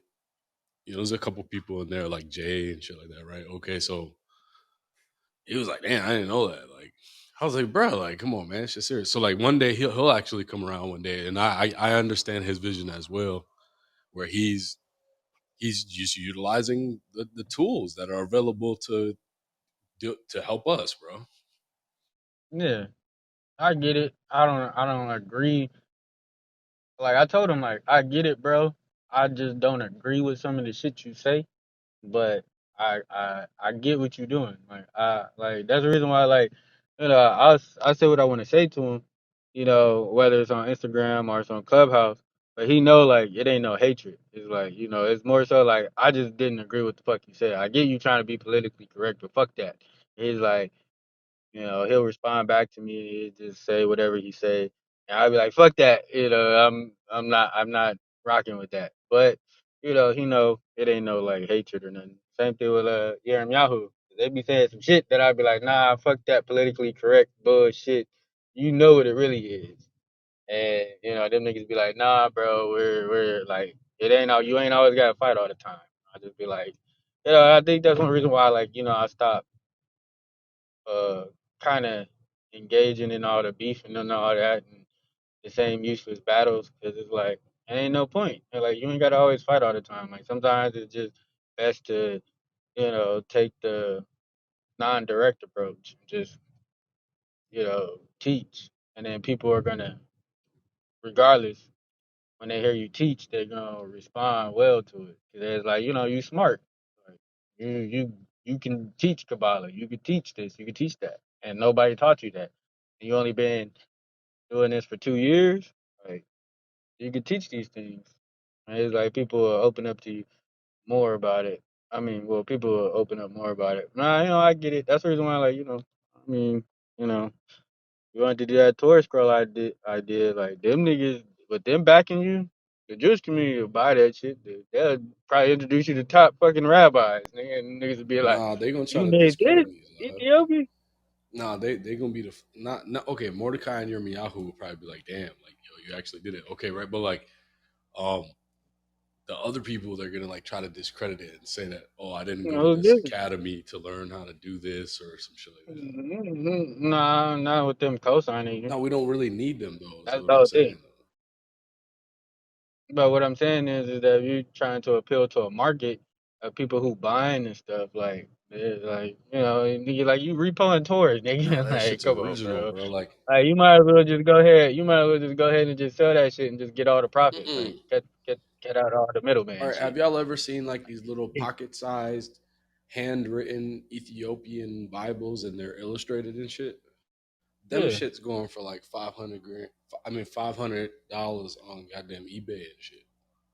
And those are yeah. just like I'm That's not like spending $500 to get that nah, shit. bro. That shit's like fucking scribble as well, bro. Like but that's all illustrated and everything. But like what I'm trying to say is that's nothing compared to this Torah scroll we about to put together. It's gonna Yeah, be like but an what I'm saying actual is manuscript that and shit. okay, but what I'm saying is with that shit being $500, how many niggas you think is Nah, bro, spending we five selling hundred that shit dollars? to museums and shit, or people that we put through our school. Nigga, in order to sell that shit to a fucking goddamn museum, nigga, that shit gonna have to be like at least more than 200-300 years old, nigga. Sell that shit to a fucking museum. Nah, this would be an That's what original I'm Torah saying, bro. scroll. Nigga, they got a bunch of original Torah scrolls, Not one nigga, but with them how shit's we, old as not one hell. with this language. Okay, I get it, but it's old. But that's what I'm saying. You want to sell it to like museums and shit? That shit gonna have to be old. Like, you feel me? And like you trying to sell that shit to like I said, you might as well just sell it to the Jewish community. Like, that's what I'm saying. Like they'll buy it. I'm trying to tell you. Like you could Nah, be like, niggas oh yeah, can't this read. tourist store They right don't here is have no. $20,000. Them niggas I'd gonna have buy to that shit. write them. I'd have to write them just a straight Hebrew manuscript, a straight Nah, Masoretic text. they'll actually no because like okay, so I've been watching Rue, I've been watching Yirmiyahu, and I've been watching Mordecai. And what I've been seeing is with them motherfuckers, like the Jewish people, I guess like the Jewish people over there, they're really trying to like support black people. It's just that they don't want the black people to come over and try to change shit. That's the whole thing. And like them motherfuckers, they've been accepting of the African Jews, a lot of the different African Jews, and like what like Yirmiyahu shit. Like I was looking at his shit, and he's like bringing awareness, going to the little communities and shit. So is Mordecai. They're going about it in two different ways. But I see that they've been eating together, they've been throwing little parties, and they've been highlighting like all the little positive shit that the niggas been doing and shit. Hey, And Ariel say they've been ducking him. they're Nah, not they ducking say on. he said Mordecai seen him in Israel and he just looked the other way. Well, yeah, because they don't agree with ideology, and Mordecai is not the type of dude that's gonna publicly make a spectacle out of himself. He's too high up. Like he that type. He fucking Jay-Z, and Ariel is like motherfucking uh that nigga like old Solo nigga, nigga old Solo, and this nigga fucking Mordecai is fucking Jay-Z nigga. That nigga over there superstar nigga. Like that nigga selling like nigga. This nigga made a fucking T-shirt, put his face on the T-shirt, and he's selling the Black Rabbi T-shirts and coffee mugs, and that shit is selling. Yeah, I'm gonna order a copy of his book too. But he said Like that shit is crazy. he tried to tell me that there would actually be a huge community that I could build in Israel for Nazarites and stuff like Yeah, like that be the whole thing. They want one of us, like that'd be the whole thing. They be wanting one of us to like kind of like make that move and extend that olive branch and show the unity because they know me and you we're very good orators and that. we can make We gotta people delete all that follow. shit off of YouTube then and start over. Yeah, we would have to. All We would right, have to pretty so much all sell right, out. right, we had to take all that down. Uh, right, we had Well, to like yeah, private but use it privately, right? And then we can't even trust whoever we're sending it to. And then because they'll just bring that shit out one day randomly and start playing it. Like, so what's this? You know what I'm saying? Right, mhm. IDF on you, Israeli Defense Force on you, right? Okay, so and they'll just start to come out playing it and shit, right? Well, so like we'd have to sit down and read the Torah one more time on there. Yeah, we You want to would, do it? and then we'd have to give. We would have to. Yeah, like I said, we would, and then we would have to actually go meet with them and meet with people that Yirmiyahu and Mordecai wanted to meet with. We would have to actually go on the shows and the podcast because I remember when me and Mordecai was first talking, and he wanted me to go on the podcast, but I was still kind of like fuck them people because they up in here talking shit. Hey, Everybody was, you Soul and Yashem do it, and Akim.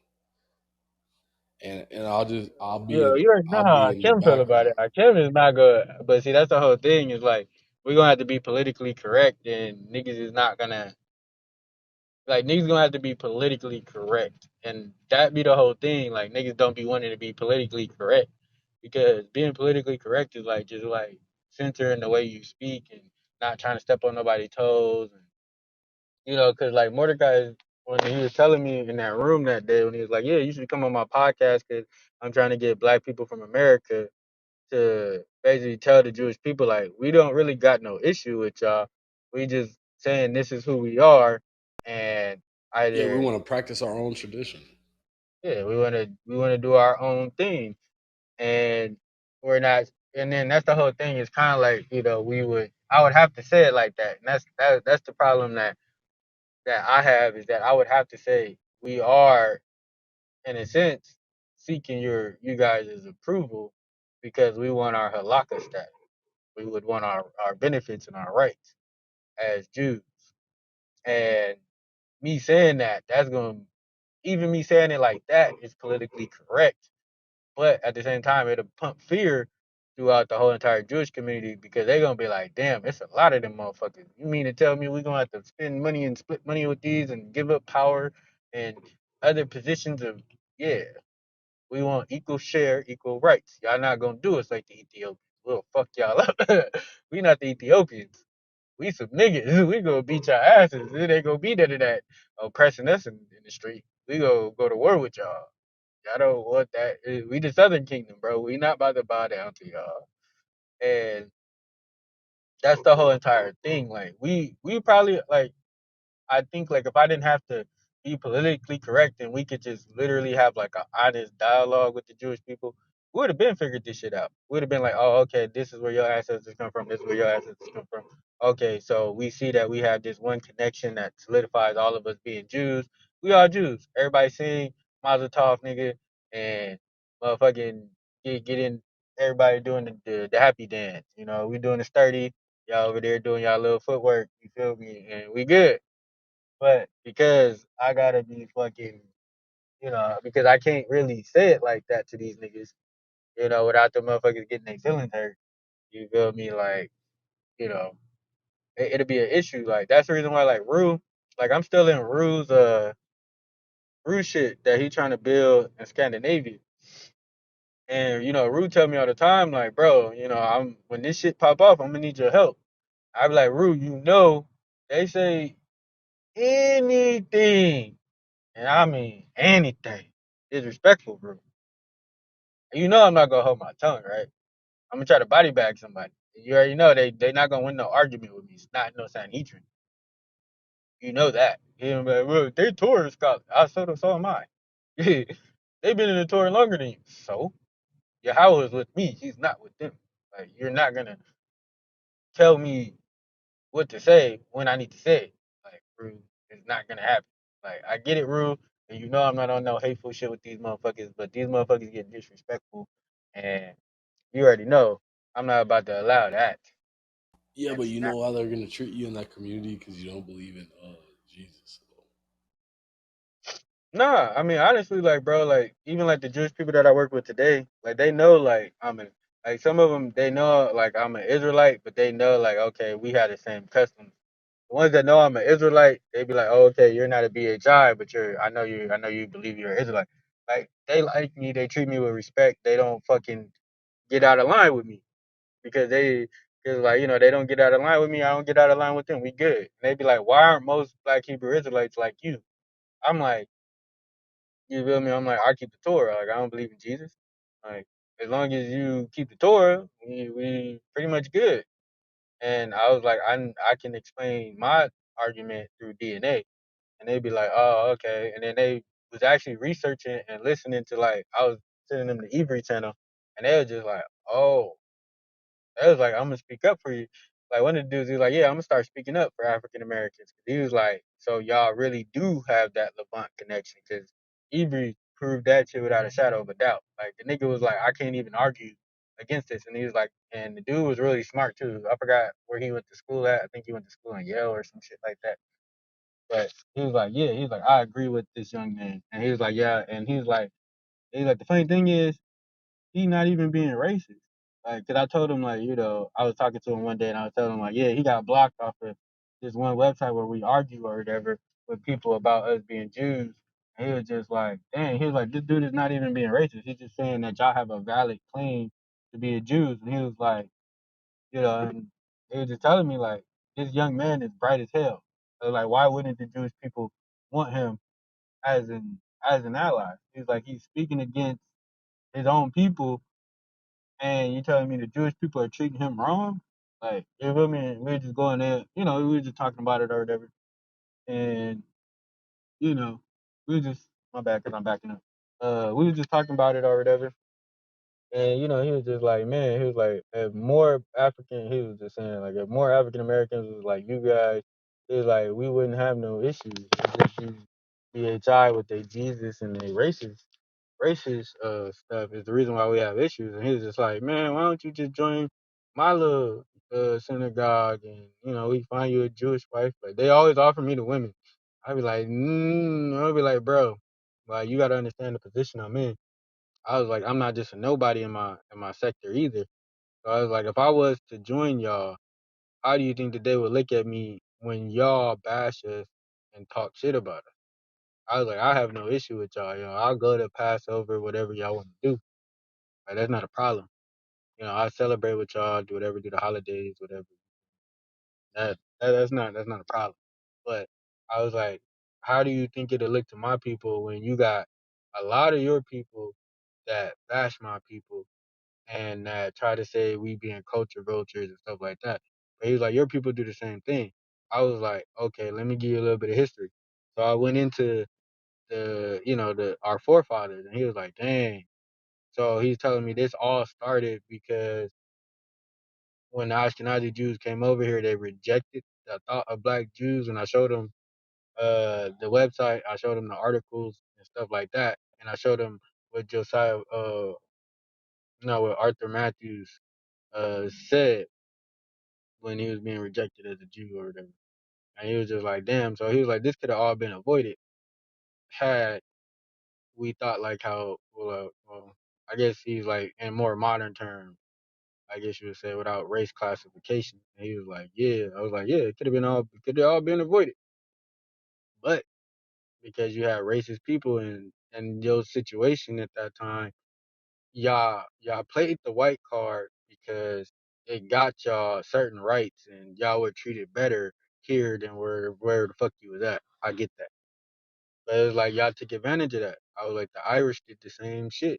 They played the white card and was like, yeah, well, fuck it. We y'all don't like them niggas, and we don't want to be treated like them niggas, so fuck them niggas. And they started all treating us bad and shit. But yeah, bro, he's one of my good little friends or whatever. You feel me? Like I could call him whenever I need to call him or whatever. Yeah, we have a good relationship. But he told me like he was like the reason why Jewish people are the way that they are. He was like, and I allowed him to say it because he was like, can I just be frank with you? He was like, when I say this, he was like, don't be offended. He was like, Jewish people is just niggas on crack. I was just like, well, what do you mean by that? And he was just like, the way that y'all act, he was like, we act the same way. It was just like, because of what we've been through as a people, we got trauma just like y'all got trauma. But we want our trauma to be exclusive to just us. And we can't see each other's similarities. And he was like, we ain't nothing but a bunch of niggas too. And you dealing with two bunch of niggas that's stubborn as hell and can't be told nothing. And that's how he broke it down to me. And I was just like, damn, no ass is right. 'Cause I was looking, because he had some women over there, and I was looking, and he was like, look, observe. He was like, these girls don't watch TV. Just observe. And I kid you not, them bitches was acting just like some black women. I was just like, you may have a point there, sir. And the way that they was gossiping and the neck rolling and talking and all of that shit, I was like, you might have a point there, sir. And the way that they was like talking to me and interacting with me, it was like I was around, I was like kind of like I was around a black woman, just a black woman that knew how to, that was like from the valley or some shit, like. not like a black girl from the hood, a black girl from the valley. Like, black girls from the valley, they they just sedity kind of. They kind of like they ain't no different. It's just like like Hispanics. Like Hispanics and us, our culture is so similar. We act the same similar situations, stuff like that.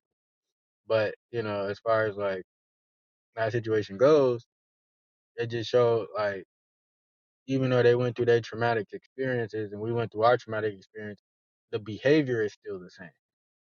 And that's the reason why like you got the ignorant trolls on here. They just troll a different type of language. Like their language is different than ours because you know we grew up in two different types of culture. So when they being sarcastic or when they doing their little shit or whatever, they don't use the same terminology we use. So that's where like the I guess you would say where we kind of be like, oh y'all not like us and we not like y'all. But if you really sit and observe them motherfuckers, they bunch of niggas. Yeah, they is not no. I get it. And me and Rue was actually talking about that too. Like we got like, cause Rue be around them a lot too. And he's like, bro, they ain't nothing but a bunch of niggas, bro. They don't know shit. Motherfuckers is stupid. It's like the ones that are us, but you got the mixed ones. But they don't like to admit that they got mixed ones. Cause he was telling me like he broke that shit down to me clear. He was like, some of us is like we know we black. He's like the other ones, like they was getting raped and they might be Germans. And it was like, like the way he was just being so real with me and just breaking it down to me, I was just like, damn, bro, that sound like some of us too. 'Cause some of us got raped by the white man, and these niggas act like some goddamn coons around here. Steven from Django ass niggas. It's like we got those too, you know. But that's what I'm saying. Like a lot of them don't want to have that honest conversation. You feel me? And not a lot of black people want to have that honest conversation either. Then that means you gotta kill all your racist ideology and understand that it's gonna be a culture and a behavior thing before anything else. Like culture and behavior let you know who your people is. But Zaya, they Yeah. don't even accept Rue though. You know what I'm saying? Most of the wish because that The ones on, but see, you gotta understand that's the ones on here on his Discord, bro. Rue is I respected. know, bro, but why That's he who. ain't tell you I finished that weird program that he went through like that? You can't even do nothing with that shit. Oh, because you got to go through. Okay, so basically, how you explained it to me was you do that program, you get your foot in the door, then Ruth send you somewhere else. You complete that program, and then you get basically your halakha status, or you get approved. So it's like 3 or 4 different programs you got to do. So that's the whole thing. Like the program he sent you to was to get you the connections, but he was like, you didn't. I don't know if you interacted with people, but he was saying like you didn't really interact with people. They said you were smart. They said you knew what you was talking about, but that program is not to get your halakha status. That's to get your whatever you're supposed to get for to say that you went to yeshiva or Yeah, this whatever. shit was just a bunch of damn Zoom classes Yeah, and that's not where you videos. like. So if you were to talk to Rue, so if you were to talk to Rue again and you ask him like, okay, yeah, bro, I finished the class. What to do next? Because Rue told me finish the class, and then he was like, you have to go through because he believes in Jesus, the dude. So he's not who you go to get your halakha status. He's like introductory or like he kind of like because he's doing his own thing. Like the dude's doing his own thing. Like whatever he's doing, that's not where you get your halakha status. The second place that Rue was telling me to go to is an Orthodox community. Like they don't believe in Jesus at all. That's where you go to get your halakha status and to get your statuses and your rights and stuff like that. And then the third place you go to get your rabbinical license or whatever. So I forgot exactly how many steps it was or how many different places you had to go to. I forgot, but it was more than 2 places that you had to go to. 'Cause you get your halakha status. The second place that Rue was telling me to go to is an Orthodox community. Like they don't believe in Jesus at all. That's where you go to get your halakha status and to get your statuses and your rights and stuff like that. And then the third place you go to get your rabbinical license or whatever. So I forgot exactly how many steps it was or how many different places you had to go to. I forgot, but it was more than two places that you had to go to. Cause he was telling me like, yeah, that guy is to get you introduced into the community, so that I guess like the Jewish people know like, oh, you go to this guy right here, and he accepts you. So when you go get your halakha status, they be like, oh, so you've been around Jews, so they believe in Jesus. They gonna like basically he gonna ask you like, well, they believe in Jesus, and then you give them his breakdown of Jesus, and then they kind of be like, oh, okay, well, so he was just a man. Okay, got it. Yeah. Or me and you are Torah only, so we're gonna be like, man, fuck Jesus. They gonna be like, but why'd you go to his class? I went to his class so that you could see that I wasn't a BHI, pretty much. That's pretty much like what I got from the gist of what Rue was saying, and he didn't really want to say it like that, but I was like, yeah. So basically, you just said I'm not racist and I'm not part of them niggas. I actually was around Jewish people and I went to these classes, and this is how dedicated I am to the Torah. Give me my halakha status when I come see you. Basically, like that's basically what it was, bro. You gotta jump through the little hoops, but like you would have got it, bro. Like if you go, No, if you I'm do the good. I second could part, goddamn print a fucking rabbinic ordination right now.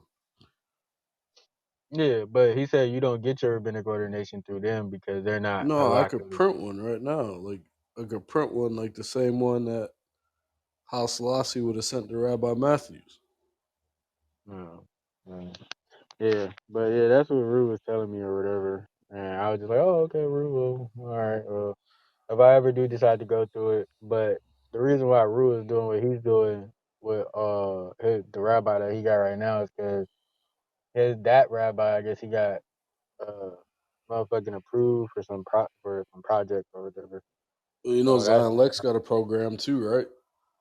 yeah, He just made a program where you could go through for 7 months, and then there's another one for 14 months.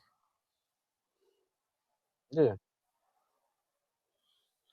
That shit's but like yeah, $300 a month. yeah. I mean, yeah, that's what they doing, but Yeah, but what would make his stamp more than mine? I don't really know because I don't know if Zion Lex got his halakha status or Yeah, not. he do.